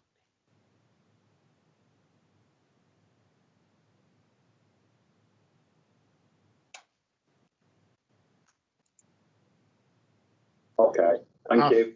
Afternoon, you've got 3 minutes starting from now. Good afternoon, Jeremy Child, Acumen Architects. Just to reiterate what the planning officer said, this is a derelict piece of land which was formerly a mill building which the bases remain for, and the unit offers an opportunity to redevelop the site, make some much needed improvements to Chapel Street, and to generally tidy up the area. The B8 use that's proposed with the restrictions in terms of hours will be a lot more quiet, I was going to say for that, in terms of usage than if the site had one of the previous residential planning permissions implemented. Therefore, I just request the committee go with the officer's recommendation for approval, and the benefits of the scheme are given to the local residents. Thank you very much. Thank you. Okay, thank you. Thank you, Jeremy. That's it, Chair. Members, it's over to you. Mohan.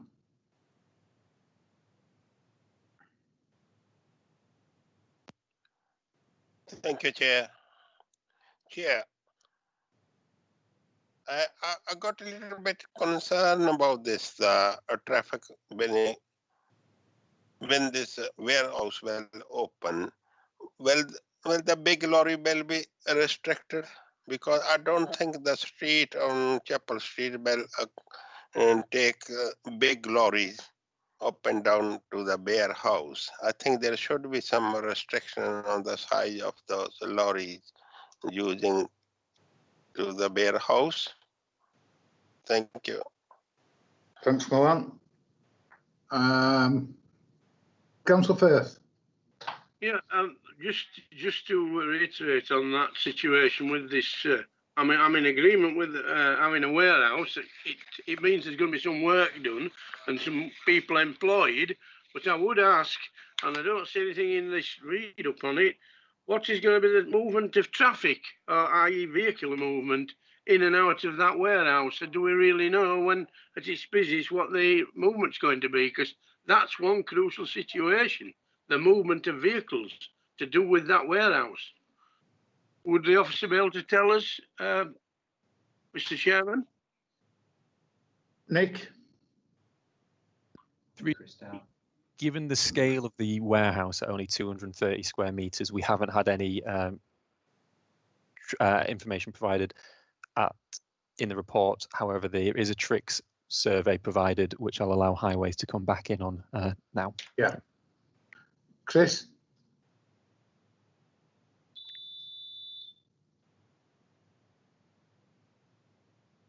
Thank you, Chair. Sorry, through you. I actually did put speak in the bar. Mustn't been picked up actually. So yeah, I mean, as Nick said, I mean, in B8 storage terms or warehouse terms, this is 330 square metres, which is a small warehouse in comparison, and that actually includes sort of small office and ancillary sort of welfare facilities as well. So it is a small development.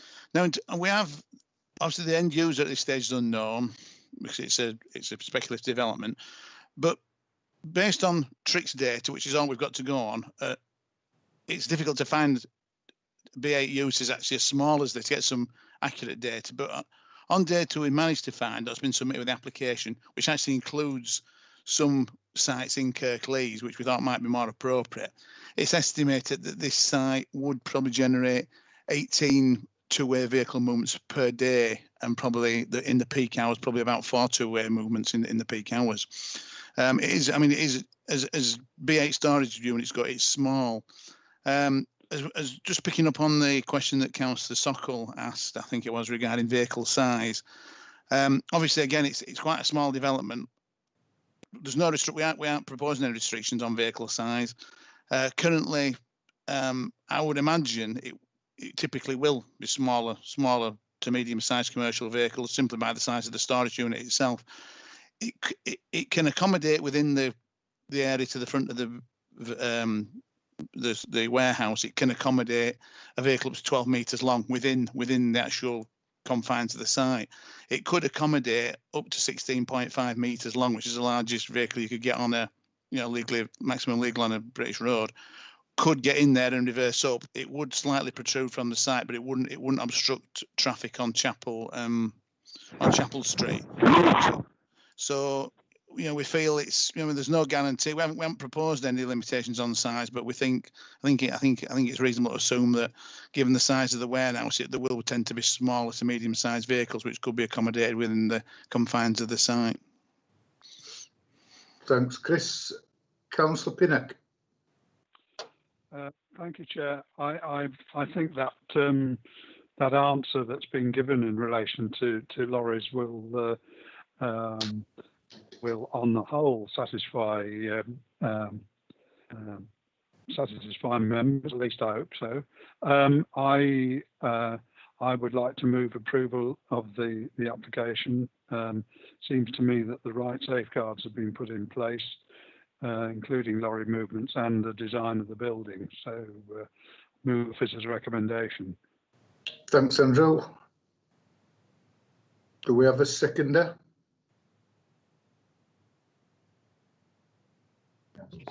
Councillor Sokol? Yeah. Right. We'll go to the vote. It's been moved by Councillor Pinnock, seconded by Councillor Sokol. Okay, Richard. thank you. This is a vote for the officer recommendation. So we've got Councillor Bellamy. For. Councillor Firth. For. Councillor Patterson. For. Councillor Pinnock.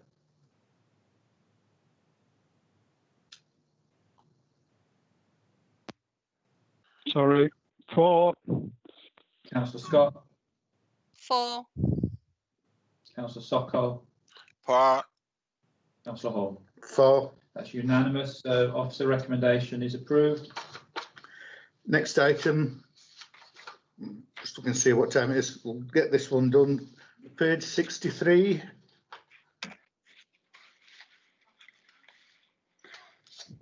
Thank you, Chair.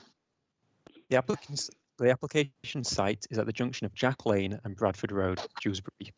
The application seeks the erection of 2 fibre cabins, ancillary equipment, and a perimeter fence around the site. To the north of the site is Red Brick Mills, which is considered to be a non-designated heritage asset. To the south is a single-storey stone building which operates as a mosque. To the east of the site is staff parking for Red Brick Mills. The site is owned by the council and was previously leased to Red Brick Mills for parking. Red Brick Mills ended their lease in April 2019. Prior to this date, the adjacent mosque had been using the land for parking without permission and continues to do so. The proposed development is for a permanent data centre which would represent essential infrastructure within Kirklees to ensure that high-speed broadband is accessible to local residents. The application is brought to committee at the request of Councillor Zaman due to concerns over highways and flood risk of the development. This current image shows the frontage with trees, with the proposed cabins to be behind the tree line there. And this shows the context of the site on the right-hand side with Red Brick Mills on the left. This final image shows the car park on the left and the mosque on the right. This plan shows the relationship to the adjacent mosque. Officer's full assessment is contained within the report before members. In summary, first considering the principle, the site is unallocated and will deliver essential infrastructure. Therefore, the principle is considered acceptable. There are no concerns regarding visual amenity or, subject to a noise mitigation condition, residential amenity. The site is within flood zone 2. However, a flood risk sequential test and flood risk assessment have been provided and accepted by planners and the lead local flood authority. The Environment Agency also does not object. Regarding highways, the proposal will displace vehicles associated with the mosque which currently use the site. Although it is recognised that the site has been used as a car park for the adjacent mosque for some time, there is no agreement with Kirklees Council as landowner for this arrangement. As such, any parking on the site at present is unauthorised. The vehicles currently parking the site would be displaced and Bradford Road would not be suitable for any on-street parking. However, there is unrestricted parking on Jack Lane adjacent to the site, which would be suitable for up to 12 vehicles. Alternative options for the parking or alternative arrangements for the mosque have been put to the mosque committee by Red Brick Mills, City Fibre, the applicant, and parts of the council, but an agreement has not been reached. Considering these circumstances, officers do not consider the proposal harmful to the highway and that it would comply with the local plan's policies on highway safety. 2 objections have been received and concerns from ward members. These and other material planning considerations are addressed within the report. Officers have received a request from Ward Councillor Akhtar for the application to be deferred due to the impact the proposal would have on the adjacent mosque, specifically their parking. However, for the reasons stated in the report, officers are satisfied the proposal would not result in harm and complies with policy. Therefore, officers recommend approval. Nothing further to add, Chair. Thanks, Nick. Okay, yeah, we have some speakers.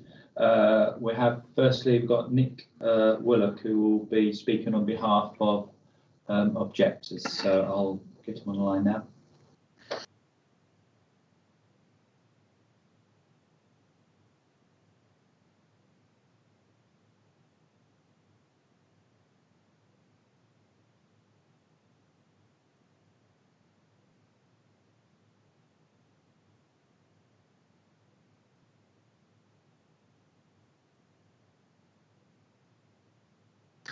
Hiya, Nick. You think you know? Hiya, you all right? Yeah. Usual procedure. You have 3 minutes and I'll start you now. All right? Thank you.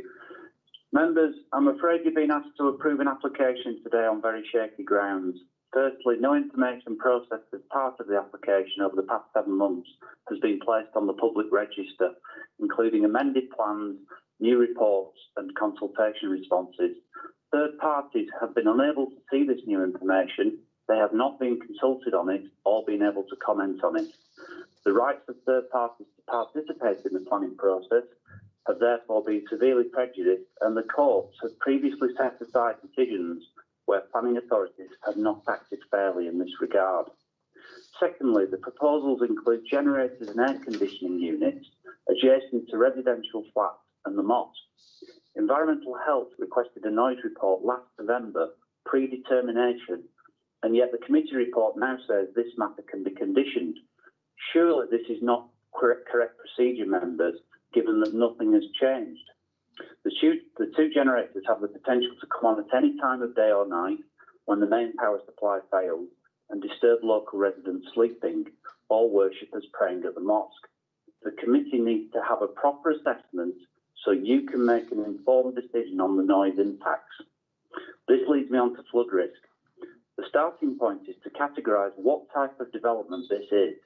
As established from the presence of emergency generators, this facility needs to operate on a round-the-clock basis, and government guidance is crystal clear in categorising telecommunications equipment required to be operational during flooding as highly vulnerable development, and there is a mandatory requirement to submit an exception test assessment. This is yet another report the applicant has not submitted. In relation to parking, the use of the land over a significant period of time may or may not have resulted in established use rights. However, irrespective of this, the authority is required to assess the land use planning consequences of the proposals, and there is little doubt that significant numbers of cars being forced to park on nearby roads will create long-term highway safety issues. Bradford Road and Jack Lane are not suitable roads for parking on.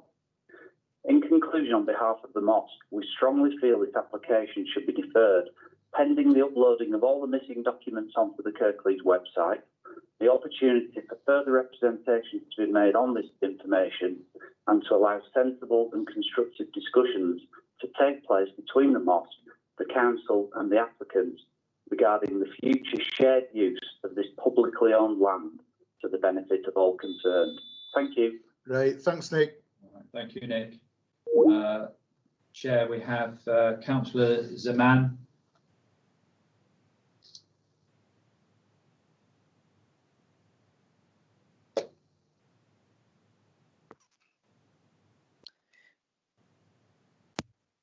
Thank you, Chair, for allowing me the opportunity to address the committee this afternoon. I've raised an objection regarding this planning application as I have concerns regarding the impact that the proposed development would have on the local community as well as parking and access for the mosque. The Juma Masjid Mosque was constructed in 1960. Attendees of the mosque have parked on the existing car park uninhibited for approximately 25 years. In my opinion, the council have misjudged the impact on the mosque and the local residents by proposing the placing of 2 fibre cabins, 12 air-conditioned units and 2 generators on the car park. It's quite clear that the mosque building is a neighbouring property with fire exits coming out onto this piece of land. The most important thing to say here is that an amicable solution with regards to parking for the mosque could easily have been reached in this case. In my view, the council had a duty to view the land and offer for sale to the mosque at the current market value so that there is no loss to the council. I feel the officers have not used community intelligence and understood the impact this application will have on the community and highways issues.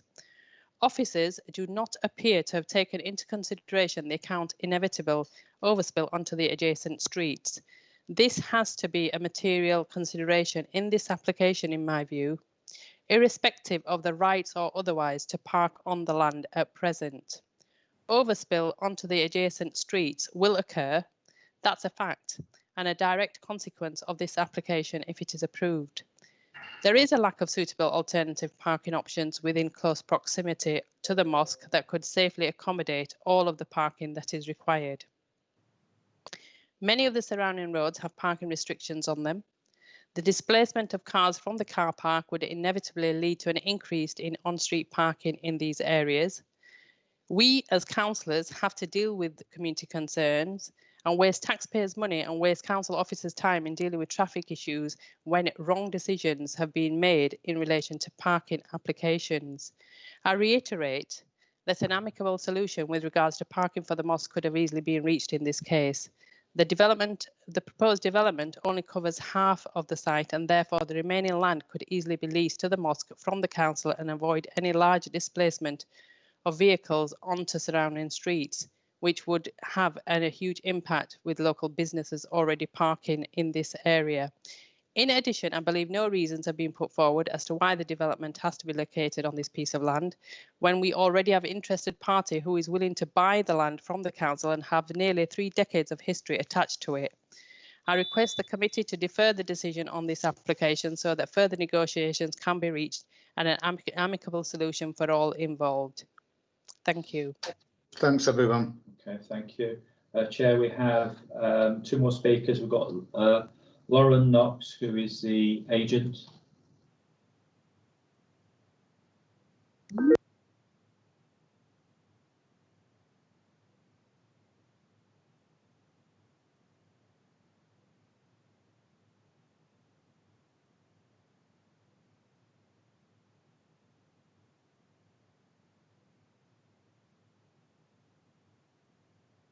Afternoon, Lauren. Hi. You've got 3 minutes and your time starts now. Okay, thank you for the opportunity to speak in support of this application for a small data centre for City Fibre. I'll be presenting first as a planning agent and Stephen Moore from City Fibre will also be speaking as the applicant. Stephen will provide further information on the proposed City Fibre operation and the wider benefits to the Kirklees area. We have worked with Kirklees officers for a number of months to achieve a scheme which is recommended to you for approval, and this presentation highlights the main issues that have been addressed in negotiation. A flood risk assessment was submitted with the planning application, and we have additionally submitted a flood risk sequential test in March 2020, which has demonstrated that there are no other suitable and reasonably available sites in Flood Zone 1 in the area of search that could accommodate the proposed development apart from the chosen site at Jack Lane. To explain this further, City Fibre requires several sites for data centres in the Kirklees district, each to serve communities of up to 50,000 properties. Accordingly, to ensure appropriate coverage, Kirklees has been split into sub-areas determined by property density, geographical boundaries which constrain construction, such as rivers, railways and trunk roads, and the technical constraints of fibre optic technology, which restrict the maximum distance between the data centre and the customers that it serves. In total, 87 sites have been assessed in the Dewsbury area to understand whether there are any reasonably available sites appropriate for the proposed development in areas with a low risk of flooding. The sequential test was undertaken in accordance with local and national policy. The Environment Agency confirmed that the use class is less vulnerable and therefore an exception test is not required for this application. With regard to design considerations, amendments have been made to the proposed boundary treatment to incorporate a low-level brick wall and railings to match the surrounding area as requested by the Council's Conservation and Design officers. Planning conditions have been agreed in relation to the submission of a noise report pre-commencement, as well as a construction management plan and a scheme of tree planting. We know objectors have cited highways concerns. However, the proposed data centre will be unmanned and therefore will not generate significant traffic itself. There is space within the proposed fence line for the required occasional maintenance visits. A condition is required for a construction management plan to allow the council to control the construction traffic, which is expected to be very limited. With regard to parking, the site is no longer in use as an overflow car park for the adjacent Red Brick Mill retail development, and the use was surrendered in April 2019. There is no agreement for any other users to park on the application site, and any parking on the site at present is unauthorised. Kirklees Council's highways officers have no objection to the scheme and do not consider there will be an unacceptable impact on highway safety. Overall, it is considered that the proposed development constitutes sustainable development and is in accordance with local and national planning policies. It provides essential infrastructure to support the delivery of high-speed broadband technologies within the Kirklees district, as further explained by City Fibre. Thank you. Thank you. Right, thank you, Laura. Right, so we've now got Stephen Moore, who will be speaking on behalf of the applicants. I'll get through to him now.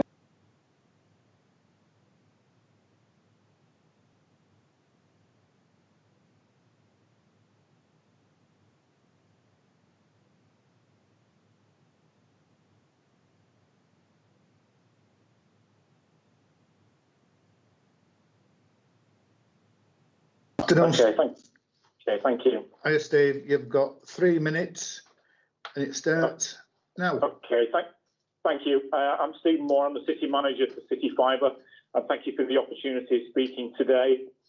City Fibre is currently working to connect 8 million homes and businesses across the UK with essential digital infrastructure. As homes are connected, they'll have access to next generation gigabit speed broadband services. Government policy supports this ambition, and both main political parties agree that full fibre is vital for the UK economy. The Prime Minister has pledged support to see full fibre coverage by 2025 to enable the legacy networks to be switched off. Kirklees Council aligns to this ambition through its economic strategy and digital plan, an extract of which, if I can quote, from the council: we will deliver Kirklees' digital plan and associated activity to support digital infrastructure and the digital economy more broadly in both our busiest towns and rural communities. Kirklees Council has worked hard to secure this £70 million investment for its residents and businesses. City Fibre plans to build this vital infrastructure across Kirklees to approximately 135,000 homes, businesses, doctors, surgery, schools and hospitals alike. To distribute this connectivity, we need to bring capacity into Kirklees, and that means substantial investment into 3 state-of-the-art digital exchange data centres. We currently have 2 operational exchanges that we built in Huddersfield, and Batley represents the third. Without the Batley site, connectivity to 50,000 homes and businesses will be significantly delayed and is potentially at risk. In recent months, the importance of this infrastructure has never been more apparent. Instead of Kirklees being ahead of many other UK towns and cities with regards to connectivity, a lack of provision in North Kirklees will see it fall behind. I respectfully seek approval to this application so we can get on with meeting government and wider public's desire for fast, reliable internet. And I just wanted to make one point with regards to parking, and that was we did meet with the council and with the mosque to talk about some community project for alternative parking. Site was identified adjacent and City Fibre offered to clear the space, provide a fence line and make it suitable for users of the mosque. That offer was declined. Thank you. Thanks, Dave. Okay, thank you, Stephen. That's it, Chair. Right, members, it's over to you. And first one I've got is Councillor Pinnock. Thank you, Chair. Yes, I'm a bit concerned about this application because I think that regardless of why the cars are parking on that land, whether they should or shouldn't be there, they are there, and building on part of that land will exacerbate that problem, causing the cars to have to go to possibly unsuitable locations. And I only partially heard what the last speaker said about the alternative site for a car park, but it's not clear to me whether that alternative site was actually in the ownership either of the applicant or the mosque. So whether they had control over it, I don't know. But because this is a council-owned site, it does seem to me, and I need to take advice on this, that whether we ought to defer it so that a proper scheme for parking as well as this application can be drawn up for the site, or whether we would perhaps need to get this one withdrawn and start all over again with a proper scheme to accommodate the mosque. It's no good kind of closing your eyes to an existing problem, and because it's not there legally, shall we say, that the problem will go away. The problem won't go away, and something needs to be done about it. So I'm not in the position to move anything at the moment, but I'll leave that one sort of up in the air till we can perhaps get a bit more clarity. Thank you. Yeah. Right. Thanks for that, Andrew. Yeah, got you. Kathy? Yeah, thanks, Chair. And I know this site really well, obviously, because it's not far from where I live, and it's also in the Batley East area. Yeah, it is a parking issue and it is major issues, but this is the fine balance here. It's about being allowed to park there. It's not their land to park on there. I'm really concerned. One of the questions I was going to ask is, do we have a duty to provide parking for the mosque? That was one of the questions. And do they have a right to something? It was nice to hear that some alternative was offered. For me, I think we need to go back and get them round the table, officers speaking to the people in the mosque, because they feel that some of the paperwork that they didn't see because they've lobbied us all. And what I wanted is that if we defer it on that matter so that conversation can take place, because they were citing that they didn't see some of the paperwork. So I'm moving a deferral so that the mosque are able to contribute, and maybe a satisfaction thing will be coming to fruition from this. Thanks for that, Kathy. I agree entirely with what you've got you, Donald. I've got you, Milan. Sebo. Totally agree with what you've got to say. I think there's some more talking needs to be done on this. I've next got Milan, because I feel that if I don't talk to him now, he's waving about that much, he's going to take off from his chair. No, very briefly, Chair. This mosque, I just heard from the speech from local ward councillor Habiban. Yeah, This mosque have been there and built in 1960s, yeah? Oh, 50 years, it says something like that. And they've been using the car parking for the last 20 or 30 years. I know if they were not authorized to use the car park, but still it's not right. We use the right procedure. We should have used right procedure. Go back to the mosque people, consult with them. Another parking facility somewhere near there. The officer haven't done it. It's no good to just to displace those parking facility on the council land. So another concern, I'm a bit concerned, the agent on behalf of the mosque has raised some technical issue which officer have to clarify those concerns as well.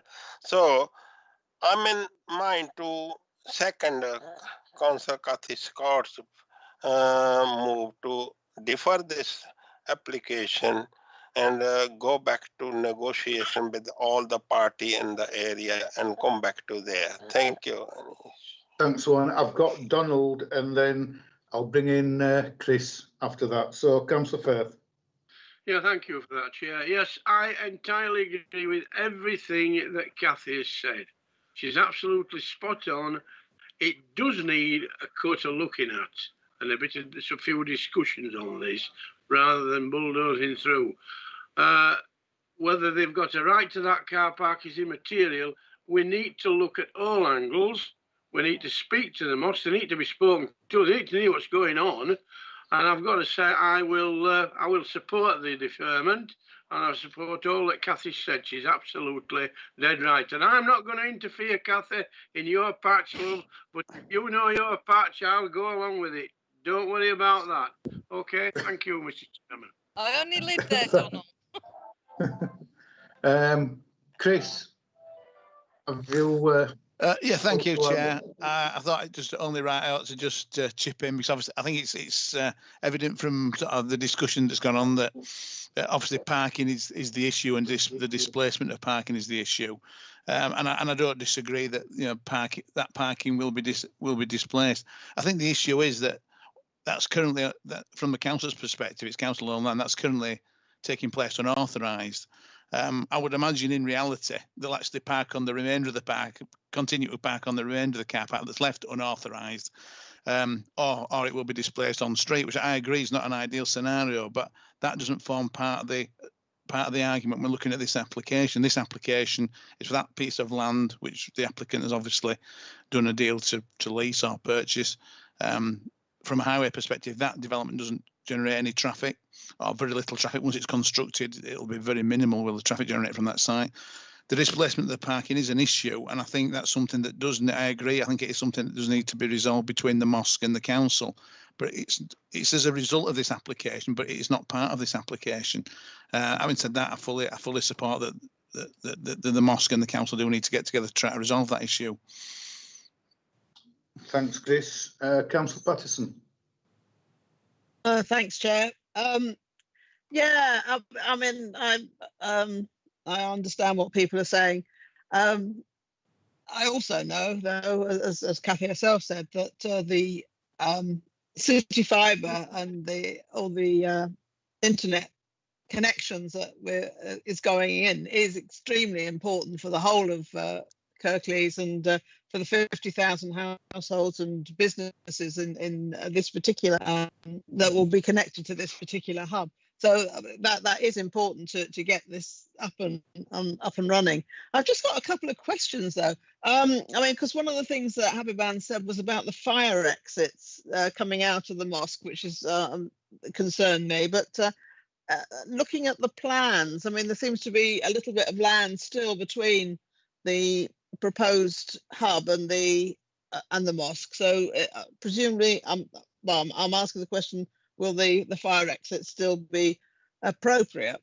And the other question I've got was what parking was actually agreed as part of the planning permission, presumably, that was given for the mosque to be there in the first place. And I didn't. And the third question, like Andrew, I didn't quite hear where the additional parking that City Fibre had agreed to make good, where that actually was. Was it close by or not? So I've just got some questions, really.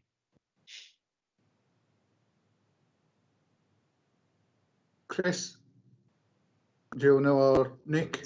Thanks, through you, Chair. I mean, I only know what I heard. My understanding of what I heard was that City Fibre had made the offer to the mosque to clear the remainder of the car park that they weren't using and offer that to them. Well, I don't know. Well, I suppose it was up to them to do a deal with the council, but that was what I thought I heard say. I'm not aware of anything pre-application that had been agreed. I don't know what I heard at the presentation then. Have you got out to add to that, Nick? Oh, Sarah Longbottom.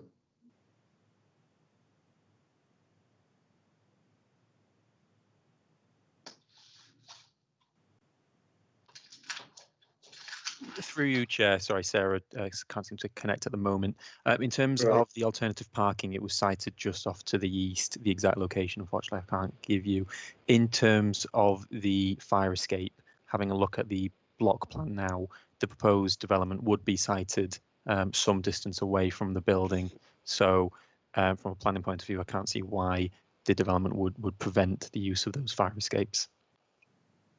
In terms, I think the question was asked about the planning permission for when the mosque was first built or when it was first brought into use. Given the age of it, unfortunately, we've not been able to find anything associated with that. Thank you, Chair. Thanks, Nick. Kathy. Thanks, Chair. I'll just let you know that was the first mosque built in Yorkshire. Okay, so just so that you know, it was the first mosque built in Yorkshire. Right. And it celebrates its 60th birthday, just same as I am. Right, so it's been moved by Councillor Scott, seconded by Councillor Sokol. I agree with you. I think it's the right thing to do to defer. So we'll go down table. I'll hand over to Richard.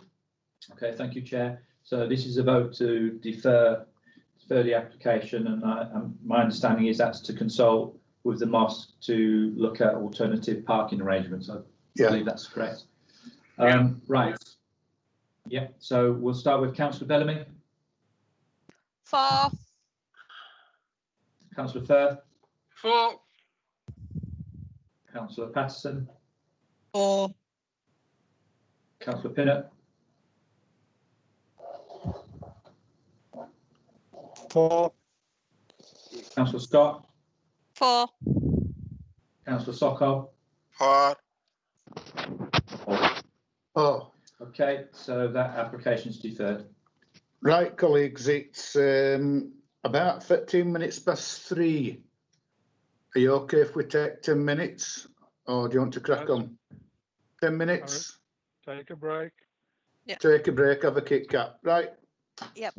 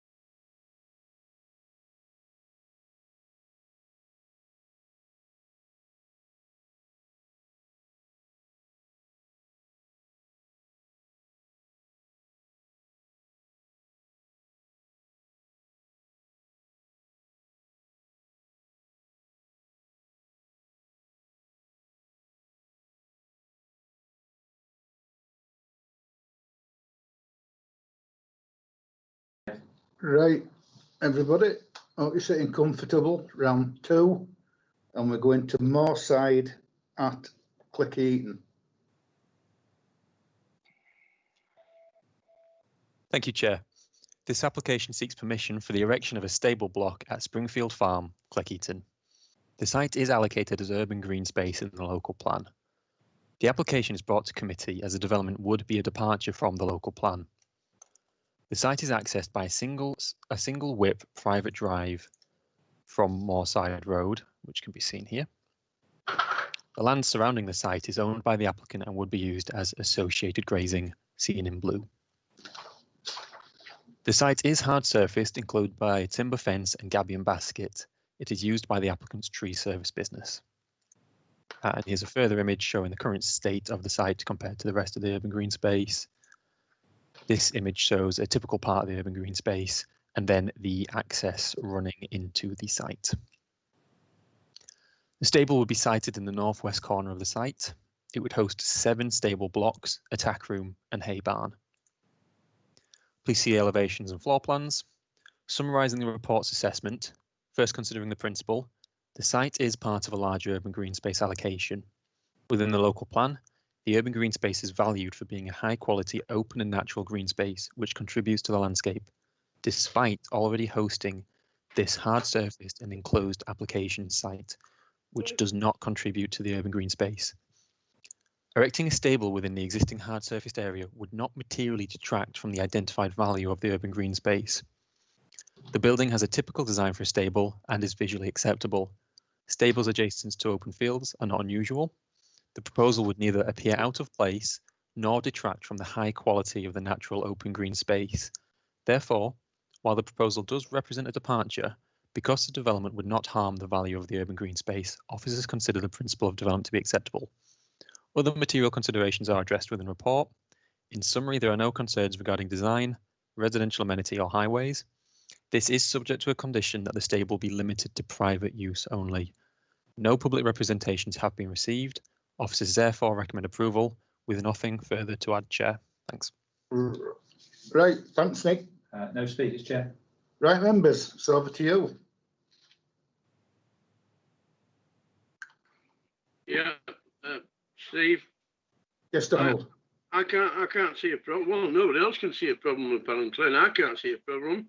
It's not going to interfere with anybody or anything, so I don't oppose it at all. Thank you. Thanks, Donald. I'm going to say I've read through it, and if you remember, just prior to starting this meeting, I said that there's 1 or 2 items that we're getting at this committee that they shouldn't be here. This is one of them.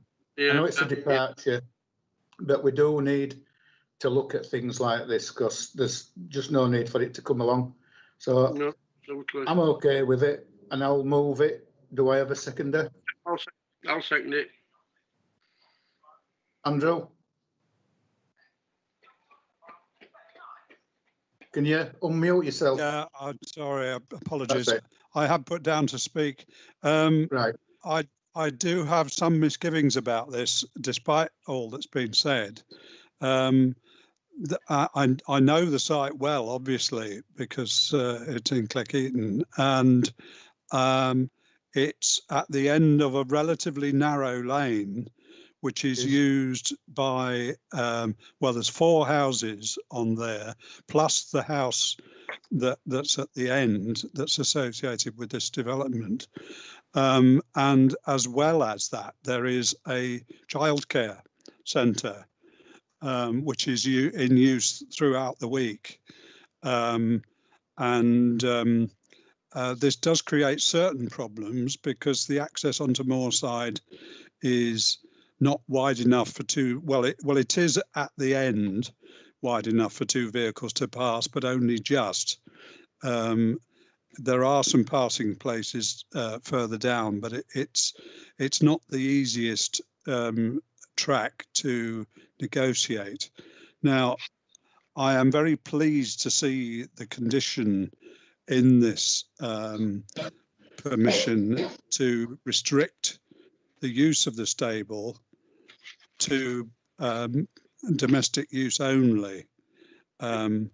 although perhaps I would say, well, if there are 7 stables there, well, that seems quite a lot. But clearly that condition's got to be there in order to stop it being used for any other purpose connected with horses.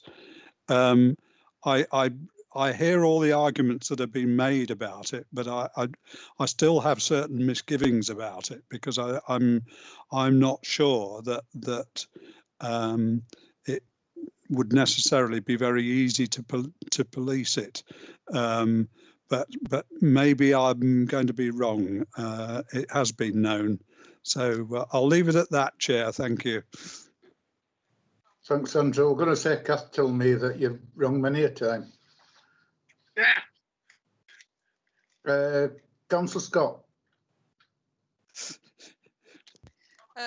Thank you, Chair. I want to pick up on some of the points, not only what the officer said, but what Andrew said. I think we've had this kind of application from this site before, and yeah, the reason, and yeah. I do have concerns about this because it was about vehicular access, and there is a timber yard there as well, somewhere in that proximity that was being run as well, not far from the stables. Not in the immediate area, but I know what you mean. Yeah, and there's a garage just a bit further down as well. Yeah, and I do have the concerns. I do think if we are minded to approve this, it should be domestic use only. But that amount of stables, that looks to me like a business livery, as if it's going to be an alternative. So I'm leaving my judgment on that one, but I just. We have actually been to that site when we were on heavy woolen. We have definitely been to that site, and there was some concerns, particularly about accessibility for the traffic. So I'll reserve my judgment on that at the moment. Very diplomatic. Right. Very sensible. Chris. Through you, Chair. Yeah. I hear the concerns that members are expressing, and that's why we asked for it to be conditioned. It would be only for private use, because obviously we didn't want it becoming a commercial enterprise with people living horses there and more comings and goings of vehicles. I think on the basis it's going to be for private use, there won't be a material increase in traffic, and so we feel it's okay. I mean, the access is narrow. There is sufficient space at the junction for 2 vehicles to pass. You know, it's tight, I accept that. And there is passing places as you go down it. And it obviously operates reasonably efficiently at the moment. I think that there is actually currently the tree services business that was referred to earlier is operating from what will be the site of the stables, actually. I think it's the applicant that operates that business, or operates a tree service business from that site. That's just, I just like to clarify that point. Thanks, Chris. Kathy?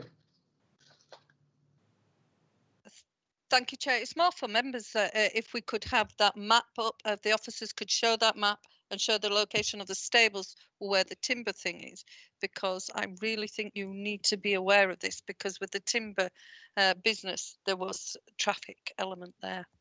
Yeah. Andrew? Yeah, just a small point. It's just occurred to me, if this is displacing the timber business, is the timber business going to cease altogether, or is it suggested that it's going to move somewhere else? And I mean, I realise that answers may not necessarily be available immediately, but if the case officer is there, maybe. Well, she may not know, but it does seem to me to be a question as to whether that timber business is going to be displaced by these stables. Nick? Or Sarah?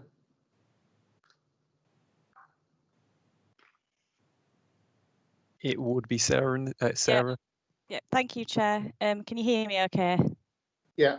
Yeah, okay. So is there any way you can zoom in at all, Nick? I just wanted to zoom into, that's it. Right, yeah. Sorry, just so we could see it a bit clearer. So the existing timber storage building is located to the north of this well, sort of northwest of this application site. So just above the access. So you can see the car park. There's a car park serving the nursery, and then a building with a greenish coloured roof located alongside a boundary hedge, and that's the existing building. There has been an application approved in 2018. There's been a number of applications, as you're aware, for a dwelling in the location of that building, and a subsequent application for a new timber storage building to the south of the application site that is the subject of this application. So essentially that business won't be displaced, it will still remain on the same site, if that explains things. So would be located, if you can go to the site plan, Nick, please. So if you look at the proposed site plan, it shows the stable block in this northwestern corner. An application was approved 2017-2018 for a new timber storage building to the south, so opposite this stable block, so within this red line boundary. I'm not aware that that has been implemented as yet. But that was all following an approval for a dwelling, which members may recall came to Strategic Committee in the last couple of years in the location to the northwest. So essentially the new dwelling was going to displace the existing timber building, which is indicated, I think, there on that proposed site plan. So that's why they then put in a subsequent application for another timber building within this red line boundary. And this current application is the latest of that series of applications. Thanks, Sarah. Okay. Thank you. Any more for any more? No. Julia? Yep. Oh, thank you, Chair. I'll just come in sort of very briefly. Like I said, Sarah's gone through the history on the site. Like I said, members have been to this, or a number of members have been to the site previously as well. I think what I would just, as you're aware, you're all aware, we are assessing an application for the stable block, so that is the use that is being proposed as part of this application. If it was to be used for anything else, like I say, it would likely require planning permission for any alternative use. During the course of the application, discussion did take place, because like I said, there are a number of stables being proposed as part of this scheme, and that was queried with the applicant, and it was confirmed that it was for their own private use. So once again, that's linking in with the suggested condition because of the highway concerns as well. So like I said, there is the condition which would restrict that use, as you're all aware of. So yeah, I just wanted to clarify that matter. Thank you. Thanks, Julia. Right. It has been moved and it has been seconded. So we'll go over to Richard and we'll go to the vote. Okay. Thank you, Chair. So this is a vote to approve officer recommendation. So if we can start, please, with Councillor Bellamy. For. Councillor Firth. For. Councillor Patterson. For. Councillor Pinnock. Against. Scott. Against. Councillor Sokol. For. Councillor Hall. For. It's 1, 2, 3, 4, 5 members for, 2 against. So officer recommendation is approved, Chair. Next, it's page 83, and this is Kirkston Drive at Gummersall.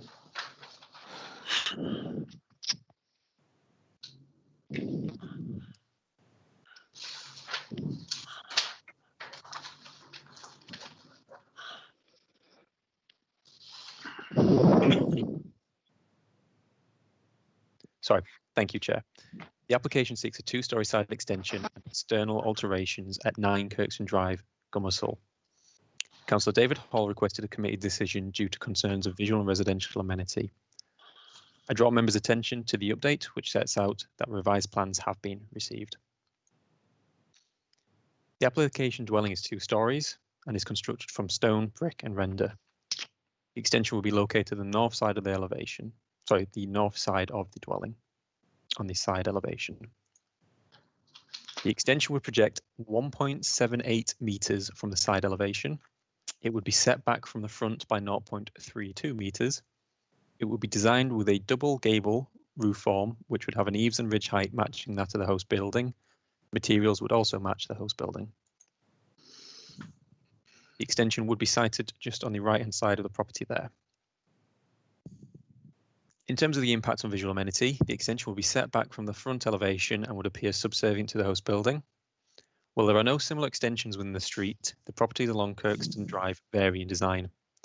The host dwelling is set back from the access road, reducing the prominence of the extension within the street scene. Therefore, the impact on the visual amenity of the host property and the wider street scene is considered to be acceptable. Turning to residential amenity, the extension would project towards number 14. Number 14 has a non-habitable room window on the side elevation which serves the kitchen, which can be just seen on the rightmost picture. All habitable room openings for number 14 are located on the front and rear elevations. The proposed extension will be set in from the shared boundary by 0.7 metres, and there would be 2.5 metres between the side of the extension and number 14. The photos show the existing relationship between the two properties. There are no concerns regarding overlooking.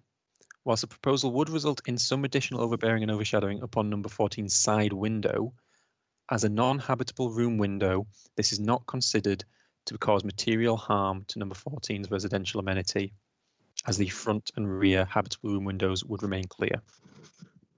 The impact on the residential amenity of other neighbouring properties is considered to be acceptable, and there are no concerns regarding highways. There have been 4 objections received and concerns raised by Councillor David Hall. These have all been addressed within the officer report. In conclusion, the proposed development is considered to be acceptable by officers and would not result in harmful impacts on the neighbouring property or visual amenity. It is therefore recommended for approval, with nothing further to add, Chair. Thanks, Dick. Okay, thank you.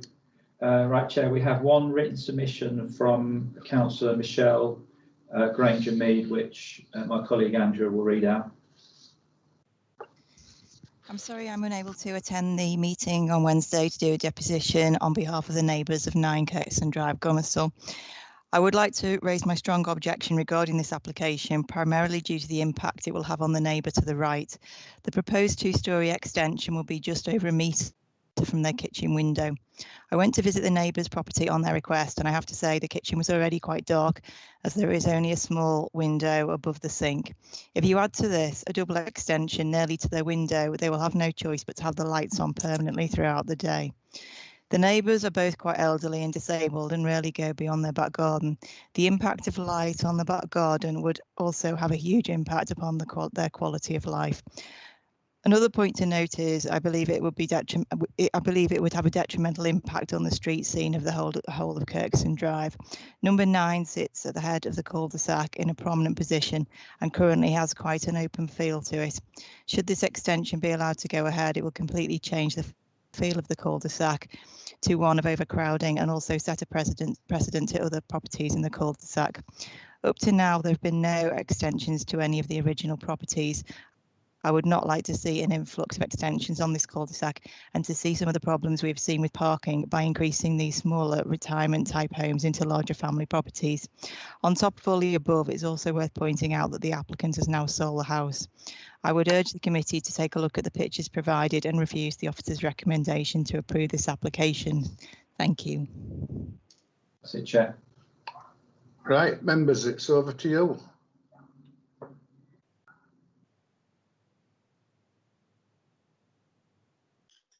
Councillor Scott. Giving up typing, I'd rather signal like more. Right, okay, yeah, I'm happy to support this the officer's recommendation. Thanks, Kathy.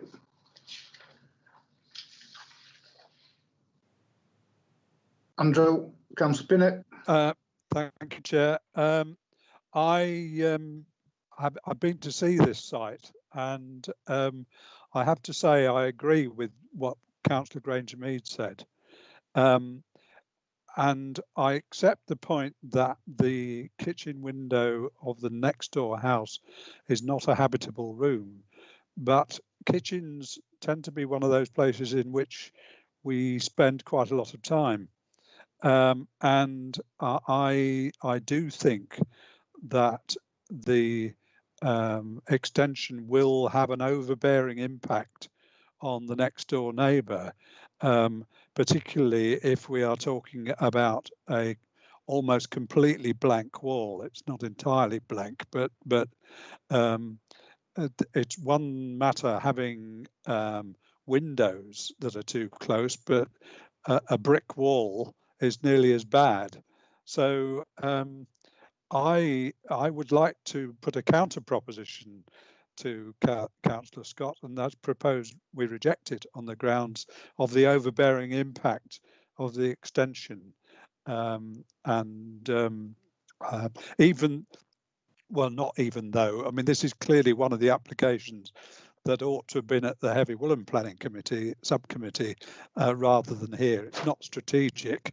We've still got to deal with it, but anyway, I make that proposition. Right, Donna.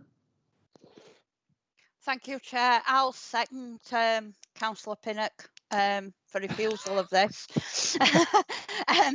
Yeah, I've got some real concerns. As for a kitchen being non-habitable, believe it or not, I'm actually sat in my kitchen at this very moment in time at my dining table doing this meeting. So I would say a kitchen is usually quite habitable. Well, it is in my case. So yeah, looking at that extension, like I say, it's going to take all the light away. They've obviously only got a small window.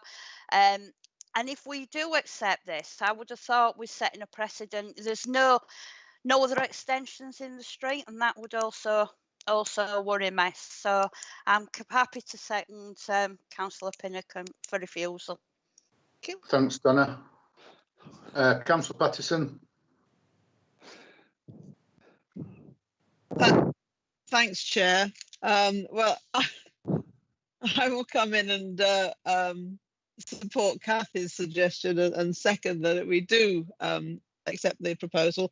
I think it's actually quite a very narrow extension. It's only the width of the stairs and a small toilet. So and the brick wall it was a brick wall before, more or less. I think there was a door in it before, but also it looks to me as if the next door neighbour, looking at the pictures, has actually got two windows in their kitchen, one which goes out to the back of the property as well. So I mean, I can understand that you know, they may be losing some light, but I'm not sure that they're losing it all entirely with only a view of a brick wall out of their kitchen, which is what they've got at the moment. It also looks as if they've got a hedge in front of it at the moment as well. So presumably that's to provide some privacy for themselves.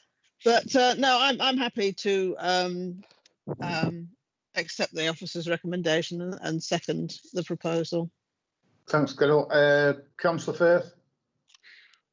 Thank you, Chair. Well, number one, I don't know much about Gomersall. Number two, I haven't even been to look at it. And number three, if they think that the locals think that it's going to be take the light away, no, I'm in agreement with Councillor Bellamy on this, really, and the other people who have looked at it. I'm not going to make any comments really, other than to say, well, I'll support whatever they want. It's their patch. It's not my patch, so I'll go along with whatever on this in this respect. If it's going to make the kitchen dark, and I mean, we've just said that a kitchen is not a habitable situation. It is at our house. It's habited every day for hours on end. It's wife's in there, and it's called cooking. You know, she does a lot of cooking. You know. Anyway, so I won't be giving it my full seal of approval, Mr. Chairman. Thank you. Thanks, Donald. Well, we had this moved and seconded Oh, before we go to any votes, Nick? Thank you, Chair. Just a few clarifications there. I believe it was mentioned in the ward members' representation that the separation distance was 1 metre. Based on the plans, the separation distance is in fact 2.5 metres from the extension to the window. In terms of a kitchen being a non-habitable room, a kitchen diner, so a combined kitchen with a dining facility, would be a habitable room window. And the rear window that was mentioned is not shared with the kitchen. So the kitchen window is that one on the side alone. Thank you, Chair. Yeah. Right, well, we got moved and seconded first off for refusal. It was moved by Councillor Pinnock, seconded by Councillor Bellamy. So we vote on refusing first. So it's over to Richard. Okay, so let's vote for refusal. So if I can start, please, with Councillor Bellamy. For. Councillor Firth. For. Councillor Patterson. Against. Councillor Pinnock. For. Councillor Scott. Against. Yeah, Councillor Sockpole. Against. Councillor Hall. Against.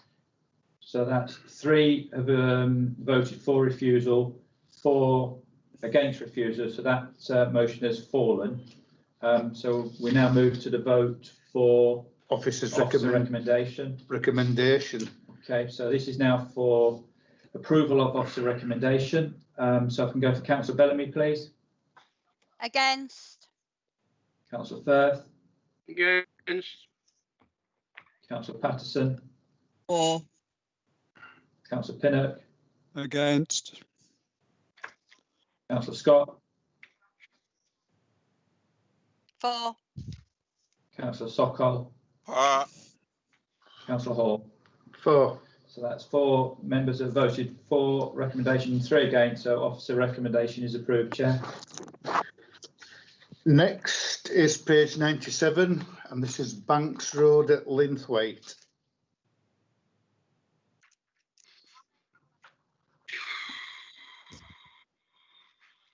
Thank you, Chair. This application seeks the installation of a platform lift and associated works at 65 Banks Road, Linthwaite. The application has been called to committee by Councillor Bellamy due to concerns regarding neighbouring privacy and amenity. The site is unallocated. A public right-of-way runs along Banks Road to the front of the site. These photos show the application site from the highway and from the garden of the application site. The photograph on the right shows a relationship between number 65 and its neighbours. Please may I draw your attention to the existing access of number 65. You will see that there are 6 concrete steps and a sloped pathway leading up to the front door of the property. This slide shows the existing proposed floor plans. The existing 6 concrete steps are to be removed and replaced with 16 brick steps. The entrance at the bottom of the site is to be widened slightly to allow space for the lift to be installed. New retaining walls are also proposed. These walls will be stepped in height and run along the east and west of the newly installed steps. And these drawings show the relationship between the application site and the neighbouring dwellings, with the left being existing and the right proposed. A new composite door and frame with low mobility threshold is to replace the existing front door. A metal guardrail is to be installed at the top of the steps, measuring approximately 1.1 metres in height. This final plan shows the existing site sections and that proposed. Some excavations and regarding of the land is needed to install the lift. Due to these changes, a platform by the front door would need to be 20 centimetres higher than the existing ground level. The proposal's increase in height has raised objection due to overlooking and loss of neighbouring amenity. Officers have concluded that the increase in level would not materially impact on the amenity of neighbours. Screening was considered but was concluded to cause greater harm. The report before members details officers' full assessment of the proposal. In summary, the application site is unallocated and the principal's development is acceptable. There are no concerns in respect to the proposal's impact on the character and appearance of the area, highway safety, residential amenity, or other material planning considerations. There have been no objections raised by consultees, One neighbour objection has been received in respect to overlooking and loss of privacy. Officers consider these considerations to be addressed within the report. Officers therefore recommend approval with nothing further to add, Chair. Thanks, Nick. No one registered to speak. Nobody registered to speak, so colleagues, it's over to you.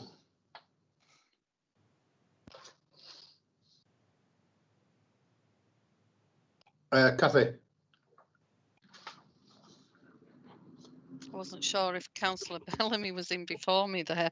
Chair, do you want Councillor Bellamy to speak first on it, or are you all right for me to have my points? Because I'll just go ahead. I haven't. To be honest, I have no objection to this application. Things change in people's lives, and we have to adapt our properties. And one of the main things that we actually say as a council, we want people to remain in their properties as long as possible. I don't see how this affects it. The only thing I wanted to see a condition on the front wall, because of the street line, perhaps keeping it complementary, you know, some of the stonework that is there. But apart from that, I'm happy to support this application because I do think, you know, we want people to remain in their own homes. Yeah, so for health reasons. Yeah. Thank you, Cathy. Donna? Thank you, Chair. I've nothing against this in principle. It's just that it does slightly will with the raise of the top. I think looking to the neighbours and it will be overlooking. Is there any possibility it could be just slightly moved, maybe 1 metre, just in the opposite direction? So you've taken that overlooking. That's why I originally suggested screening of some sort, just so that when they do get onto that platform, they're not going to be looking straight into the next door house. Andrew, and then Donald after Andrew. Thank you, Chair. I, like Councillor Scott, think that it's worthy of approval, and I do actually think that the officers have explained how the height relationships work. Even though there is a 20 centimetre height difference, I don't think that is sufficient to warrant refusal. And I also don't see how you can move it, because I would guess the whole idea of this is so that somebody comes off the lift and goes straight into the front door. So it has to be in line with the front door. I would therefore like to second the proposal for the reasons that Councillor Scott mentioned. Let people stay in their own homes as long as possible. Thanks, Andrew.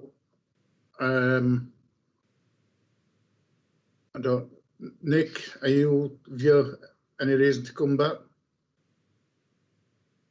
Through you, Chair, just in response to the points raised, ultimately this is a raised platform for access. Our understanding is that it's in the location it needs to be for the resident to gain access. Therefore, alternatives couldn't be considered. It is an access platform. It is not a balcony or a raised area where they would be spending a long time. So for the reasons given in the report, we are supportive. Thank you. Thanks, Nick. Right, I've got no more speakers. No one raised his hand, hasn't he? Oh, Moana, you wanted to talk? No, Chair, I think I'm okay. Yeah, because I couldn't understand how this left bell affects the amenity of the next door. It's hard to believe it. Yes, so I agree with the Councillor Cathy Scott, and we should accept this. We should accept this application. Right. Thank you. Any more speakers? Want to speak? Donald? Yeah. Thank you. Well, looking at this, I don't know. I'd like to ask Donna how many people have objected to this, Donna. One. Hello. Hello, sorry, I've had a few phone calls. I've had a phone call from the neighbour, and I've had a phone call from somebody else further on the street, as well as the owner of the neighbour's house as well because it's rented.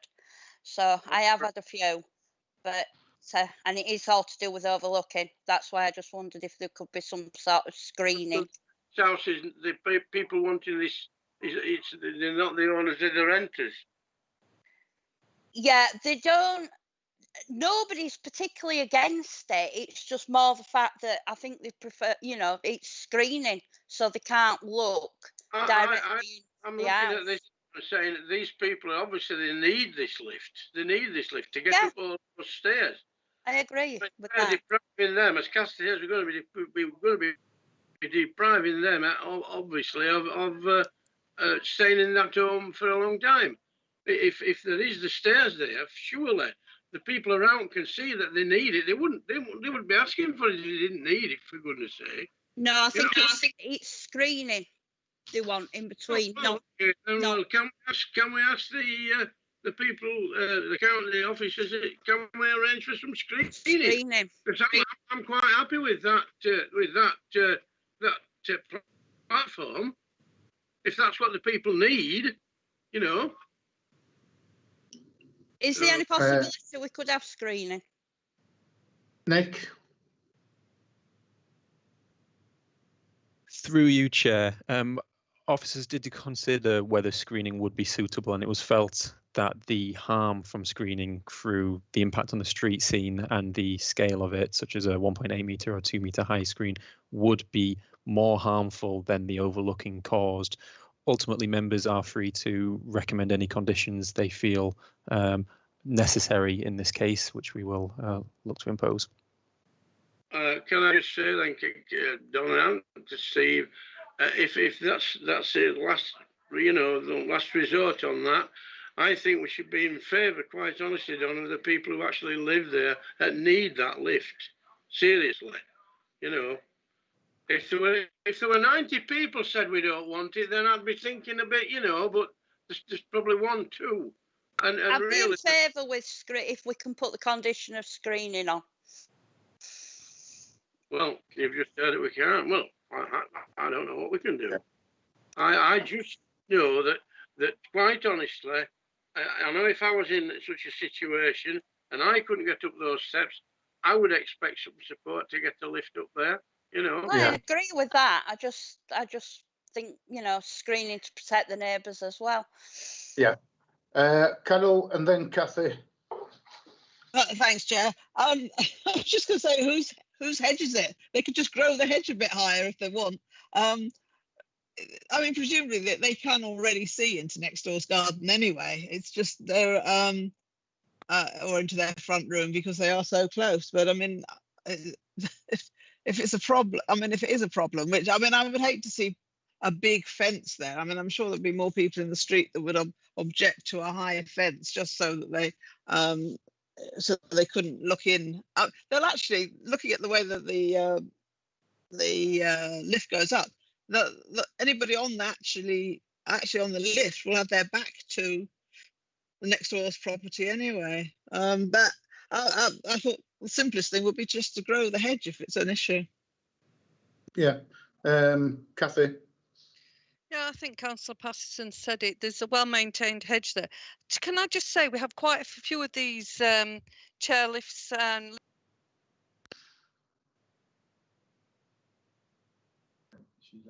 Kathy, you've muted yourself. right. Okay, sorry. Right. Sorry about that. I've got an electrician that's just walked in. Okay, so I don't think, I think what Councillor Patterson said, it's absolutely right. There's a well-maintained hedge there. Should they want screening, it's a shared hedge by the looks of it. They can grow the hedge. Throughout the estate where I work on, they actually have a lot of these chair lifts in, and they serve their purpose and they don't have a detrimental impact. Yeah. And, I understand the proximity of the windows, but that's how the houses were built then. And I think you've got to put the medical needs for this person. And I think Donald Firth's absolutely right. They wouldn't be asking for it if they did not need it. So I think sometimes we have to give way to the right things and the right thing to do. So I think keeping people in their own homes for as long as possible is what we're about. Yeah, thanks, Cathy. Mohan? Yeah, Chair, I think perhaps Donna might go back to the neighbor when we approve this application to explain, look, we consider all the concern the neighbor raised, but it wasn't possible to even to refuse this application. Thank you. Right. We'll go to a vote now. I was going to say something, but I've been badgered to the tune of about 30 or 40 emails over this. And to say that we're in 2020 when we're supposed to be a little bit more caring towards each other, I think it's ridiculous that we're at this stage. I really do. Right. Moved by Councillor Scott, seconded by Councillor Pinnock. Yep. Richard? Okay, that's fine, thank you, Chair. So this is a vote to approve officer recommendation. So Councillor Bellamy?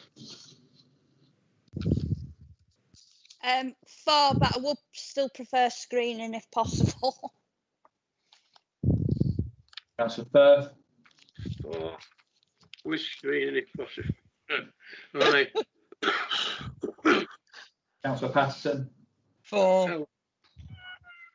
Councillor Pinnock? You're a cat. Sorry, did you mean me, Richard? Yes, Councillor Pinnock. For. Councillor Scott? For. Councillor Sokol? For. Councillor Hall? For. That's unanimous, so officer recommendation is approved. Right. Next page, 105.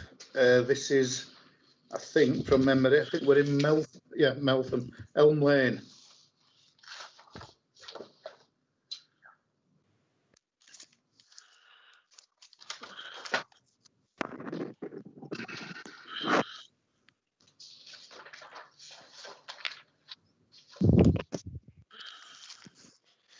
Thank you, Chair. Victor Grayson, Development Management Master Planner, presenting this case. This is an application for approval of reserve matters for a residential development at land to the rear of 125 Helm Lane, Meltham. This follows an approval of outline planning permission in 2016 for residential development with details of access. The site is at the northern edge of Meltham and is allocated for residential development in the local plan.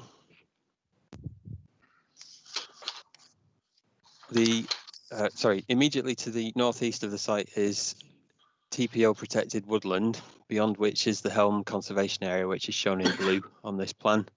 Green denotes the greenbelt land to the north and northeast of the application site. In this aerial view, we can see residential uses to the south, including the relatively recent Helm Ridge development further along Helm Lane to the east.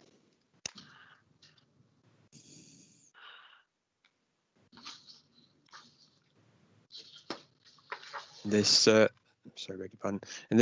view of the site from Helm Lane, we see the site's frontage, which is approximately 20 metres in length and includes an existing field entrance and dropped curb.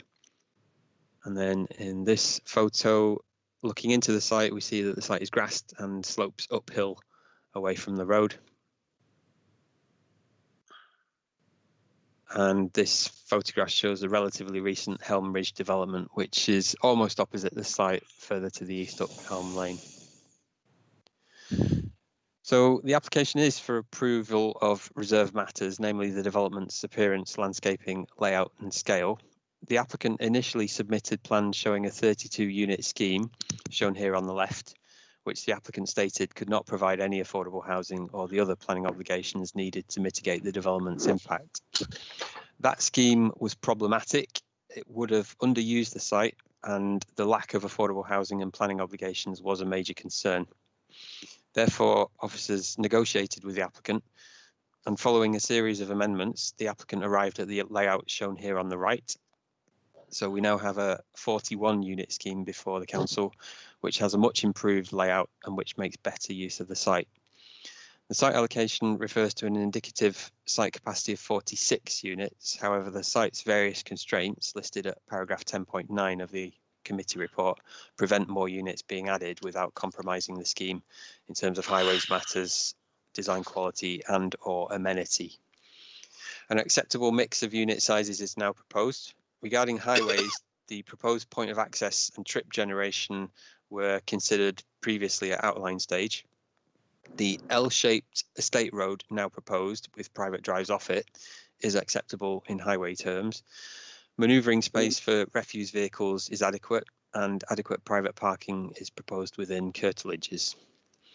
Regarding drainage, extensive discussions with the lead local flood authority have taken place and the proposals are now considered acceptable. Surface water will be disposed of at an attenuated rate to an existing watercourse, and existing problems at the site have been addressed. Residents have submitted and highlighted the site's boggy areas, which would be addressed through this development.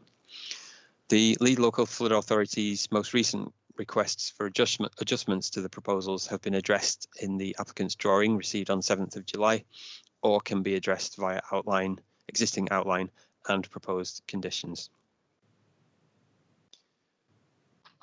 The scheme is considered acceptable in design terms. Conventional two-storey designs and acceptable materials are proposed. Now, regarding affordable housing and planning obligations, the committee report notes that these could have been considered under existing outline conditions. However, as these matters are so inextricably linked to the quantum of the development, house types, etc., i.e. matters under consideration today, it is appropriate to consider viability now. The Council's viability consultant, John Barber of RLB, is attending today's meeting and can answer questions on viability matters if needed. Regarding viability, extensive discussions took place during the life of the application, and it is accepted that the development of the site would involve significant abnormal costs. Discussions culminated in RLB concluding that the proposed development in its current 41 unit iteration could meet all of its obligations, i.e. 8 affordable housing units plus contributions with a low profit level, or could provide 6 affordable housing units plus contributions with what officers considered to be an acceptable level of profit, which was reported at 17.5% in the committee report. RLB have done some more work recently in the last few days and established that that profit level would be 16.5%, which is still considered acceptable to a developer. Although the applicant has not accepted RLB's assessment, on the 20th of July, the applicant submitted a revised offer, summarised at paragraph 10.78 of the committee report, to reflect RLB's conclusion on what could be provided based on a reasonable profit. With an increase in the sustainable transport obligation to enable a £40,000 contribution towards the Meltham Greenway, it is recommended that this offer be accepted. Of note, as allowed for in the Council's relatively new viability guidance note, a viability review mechanism is recommended. This would allow the clawback of funding equivalent to the 2 affordable housing units not being provided, should sales values prove to be higher than those currently predicted in viability assessments. 6 representations have been received from the occupants of 5 properties, and their concerns have been addressed in the committee report. Subject to a Section 106 agreement and conditions, approval of the reserved matters is recommended. Thank you.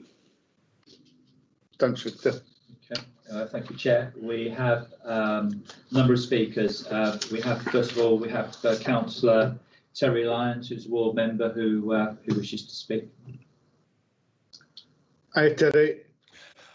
Hi, Steve. Thanks for that. Right, can I start by saying, well, to my knowledge, yep, this application has been going for the best part of 4 years.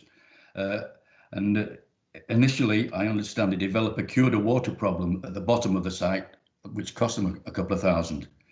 Now, also on this one, the 106 or the viability affordable requirement, it should be 20%. They haven't made that with the 6, but with the difficulties they've had due to the gas main running diagonally across the land, culvert on the west side to reduce flood risk, TPOs on each side of site, and space needed for surface water storage and highway requirements, which they need for a large bin lorry turning area. So I'm only too pleased to support this, fully support this, and I'm hoping that the committee will agree with me. Thank you. Thank you, Terry. Okay. Thank you, Councillor Lyons. We have next, which I'll need to ring, Alistair Flatman, who is speaking on behalf of the applicant.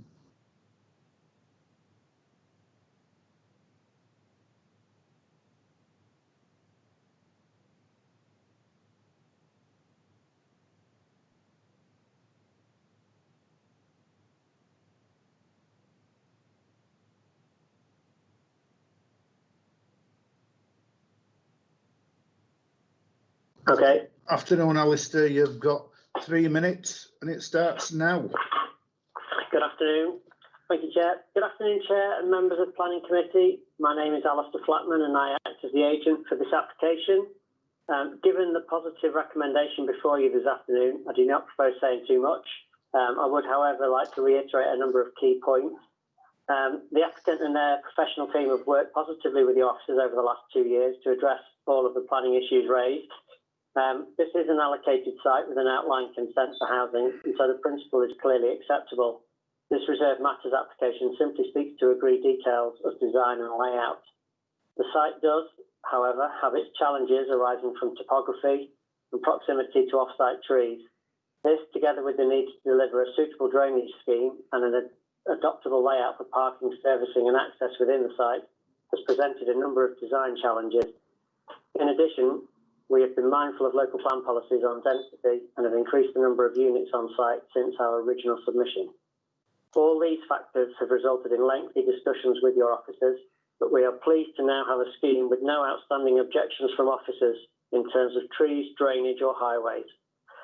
As has been mentioned, the development of this site is subject to some significant abnormals, not least the engineering works required to deliver the required density. We do now have an agreed position in terms of contributions, including affordable housing, POS and the Greenway monies, and are pleased to have a positive recommendation from officers. With that in mind, and given the applicant's clear desire to get on and deliver homes in this allocated site, we respectfully request that you support the officer recommendation before you and grant consent for this reserved matters application. Thank you for your time. Thanks, Alistair. Thank you, Thank you, Chair. Thank you. Chair, we have a Graham Haig who is the agent, and I'll call him now.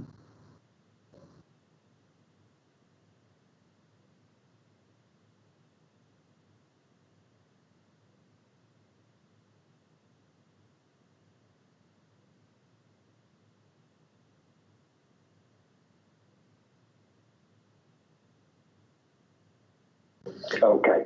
Afternoon, Graham. You've got 3 minutes. Hello. Afternoon. You've 3 minutes starting from now. Okay. Hello, my name's Graham Haig. I'm a partner at Brownlees. Been asked to speak on behalf of the applicant on financial viability matters. Much has been made, and I note that we've got a positive recommendation with regards to the current offer, which is very encouraging. Members will be aware that there's an aim to achieve affordable housing at 20%, plus metro cards, open space and improvement of education facilities. Note that subsequently there's been an increase in cost as a result of the Meltham Greenway project. Members are aware that the proportion of affordable units may be less where viability evidence demonstrates this to be the case. In order to demonstrate viability, Brownlees presented a viability appraisal in February 2020 with the conclusion that the development could not support a policy compliant level of both affordable housing and planning gain costs. This was reviewed by RLB on behalf of the council, who concluded that after the Section 106 costs, the site would generate an additional surplus profit to fund the affordable housing of £752,000. Following an extensive exchange of information and correction of a mathematical error, RLB confirmed that the surplus profit had fallen from 752 to 722,000, but the site's still capable of viably funding the Section 106 costs and 6 affordable houses, which is in front of the committee now. Subsequent to this, and this week, RLB has accepted that there's a further mathematical error in calculation by substituting metro cards for the Greenway contribution as an increase in costs. And as a result, the surplus profit falls to £636,000 But crucially, based on these 6 affordable units, the profit reduces to 16.47%, which is below the minimum level of accepted profit of 17.5%. Notwithstanding, understand that the applicant is keen to secure consent without further delay, and therefore is minded to accept the original proposal of 6 affordable units as set out on the 13th of July by RLB. On the basis that there does appear to be reduced viability, we request that members look favourably upon the offer and accept. Thank you. Thank you. Okay, thank you, Graham. Right, we have one final speaker. It's the applicant, Richard Conroy.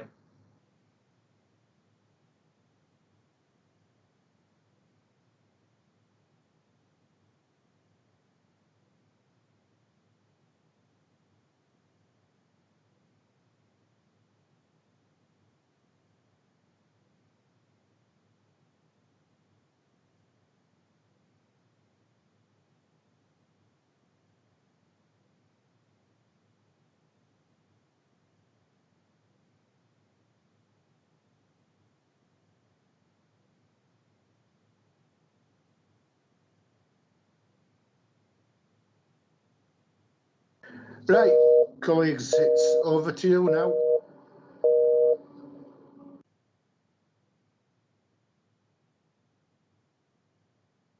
Sorry. Right, the last caller that Richard had, it looks as though they're engaged. He's tried them 3 times. Time is running on. Sorry, Chair. They have also submitted a backup written statement if you wanted me to read that out. Yeah, can do, Andrew. Yeah. So on behalf of Richard Conroy, who's the CEO of Conroy Brook, a local householder based in Home Firth, and he's written, well, this application has been a test of fortitude. It's been 4 years since we obtained outline consent back in 2016 with a 40-home layout, and we've been trying to get reserved matters ever since. Make it less dense, officers said, 40 is too many. We reduced it to 32 units back in 2018. This is a site with abnormals of circa 1 million and various constraints.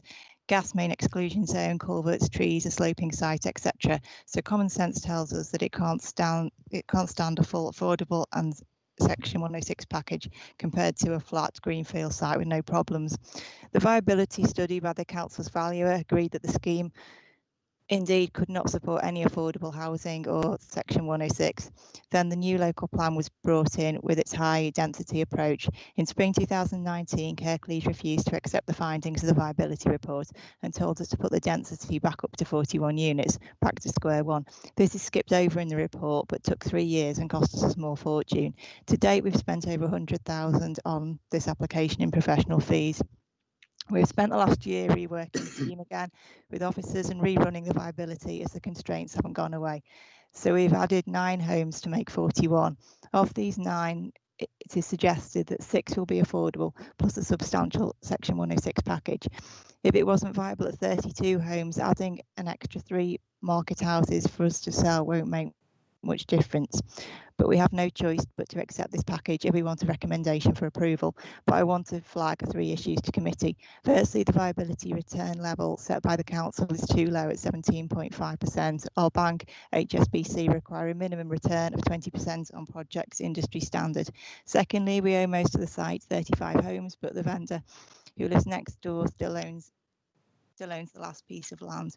Originally, there were only 2 houses on it. Now there are 6 small houses on it at the behest of officers, and the elderly owners don't like that, and they don't want it developing until after they pass away. So this gives us some material uncertainty re-delivery of this part of the scheme.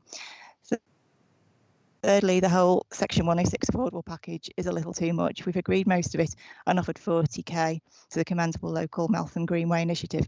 Officers are now asking for this in addition to the open space provision payments, but we would request that this contribution comes out of the open space provision or the pot as a whole, please.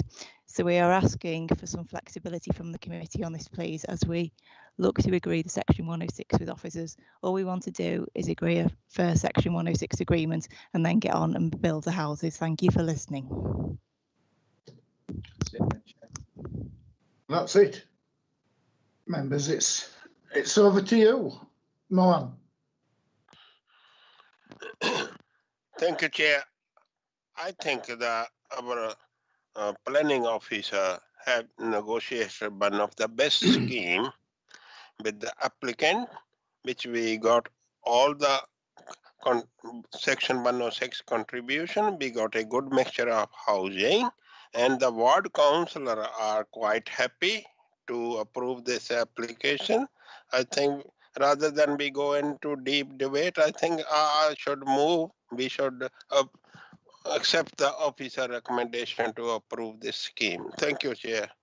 Thanks, Mohan. Councillor Bellamy. Thank you, Chair. Yeah, I think the office has done quite well actually negotiating the 106. Even though the applicant has just slightly worried me by saying that he wants the 40,000 for the Meltham Greenway taken actually out of the open space contribution. I'm now just asking for a bit of advice. Is that likely to happen, or is it going to be what's set out here with the open space contribution being separate to the Meltham Greenway? And if so, where actually will that open space contribution be spent? Because it does say off-site. So if we can just have a bit of clarification. Yeah, thanks for that, Donna. Victor?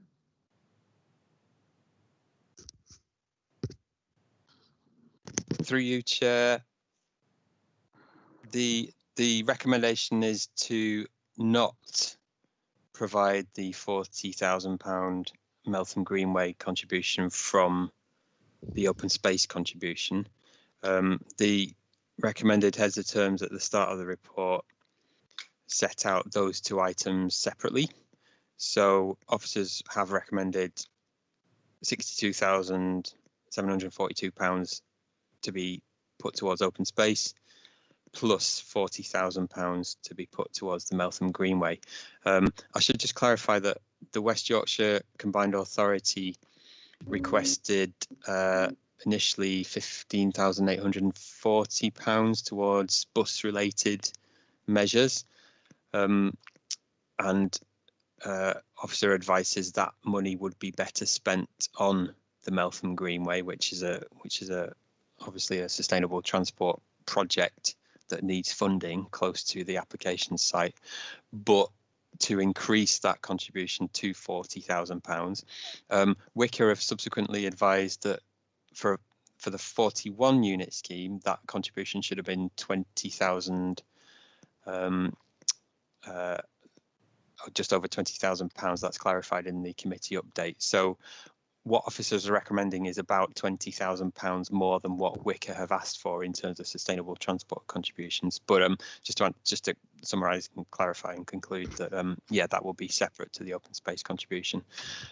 As to where the open space money would be spent, the intention is to spend it locally. There are some suggestions in the committee report at paragraph 10.36. The relevant officer from the landscape team suggested that there are existing facilities within walking distance of the application site, including Broadlands Recreation Ground, Hay Doorstep Green and Robert Ashton Memorial Park. And of course, where that money is spent, if it's spent at any of those locations or which of those locations it's spent at, is subject to consultation with local residents and members. Thanks, Victor. That all right, Donna? Yeah, that's fine. Thank you. Thanks, Donna. Thank you. Any more people? Cathy? Yeah, some of it Donna's mentioned, but I'm going to support what Councillor Mohan Sokol on the application. I think it's been a long time in coming, this, and it's always been about viability and different things around there. Regarding the 40k, thanks Victor, you explained that. I'm happy to go with officers' recommendations, regardless of what's being put to the side there. So I'm happy to support that. Thank you. Right, thank you, Cathy. Any more? Donald? You're on mute. Yeah, That's it. I'm unmuted. I would go along with everybody else. I would support officer recommendations on the problem. Councillor, this isn't where those Meltham miners went missing, is it, Donald, a few years ago? Well, it is, yeah. We never did find out what the tune was, you know. No. Elton John never got back to me about it either. That's very true. We must write to him again. Right. This has been moved by Councillor Sokol, seconded by Councillor Scott. I'll move over now to Richard for him to ask for your vote. Thank you, Chair. So this is a vote to approve officer recommendation. So if I can start with Councillor Bellamy. 4. Councillor Firth. 4. Councillor Patterson. 4. Councillor Pinnock. 4. Councillor Scott. 4. Councillor Sokol. 4. Councillor Hall. 4. So that's unanimous, Chair. So officer recommendation is approved. Right, colleagues, I believe That's it. that is the end of today's meeting. So you can all go get rested and then start psyching yourself up for next Wednesday. No, I got and Carol and got another meeting 5 o'clock. Right, well, you've got plenty of time then, Moan. Right, Have thank you, another at everybody. 6.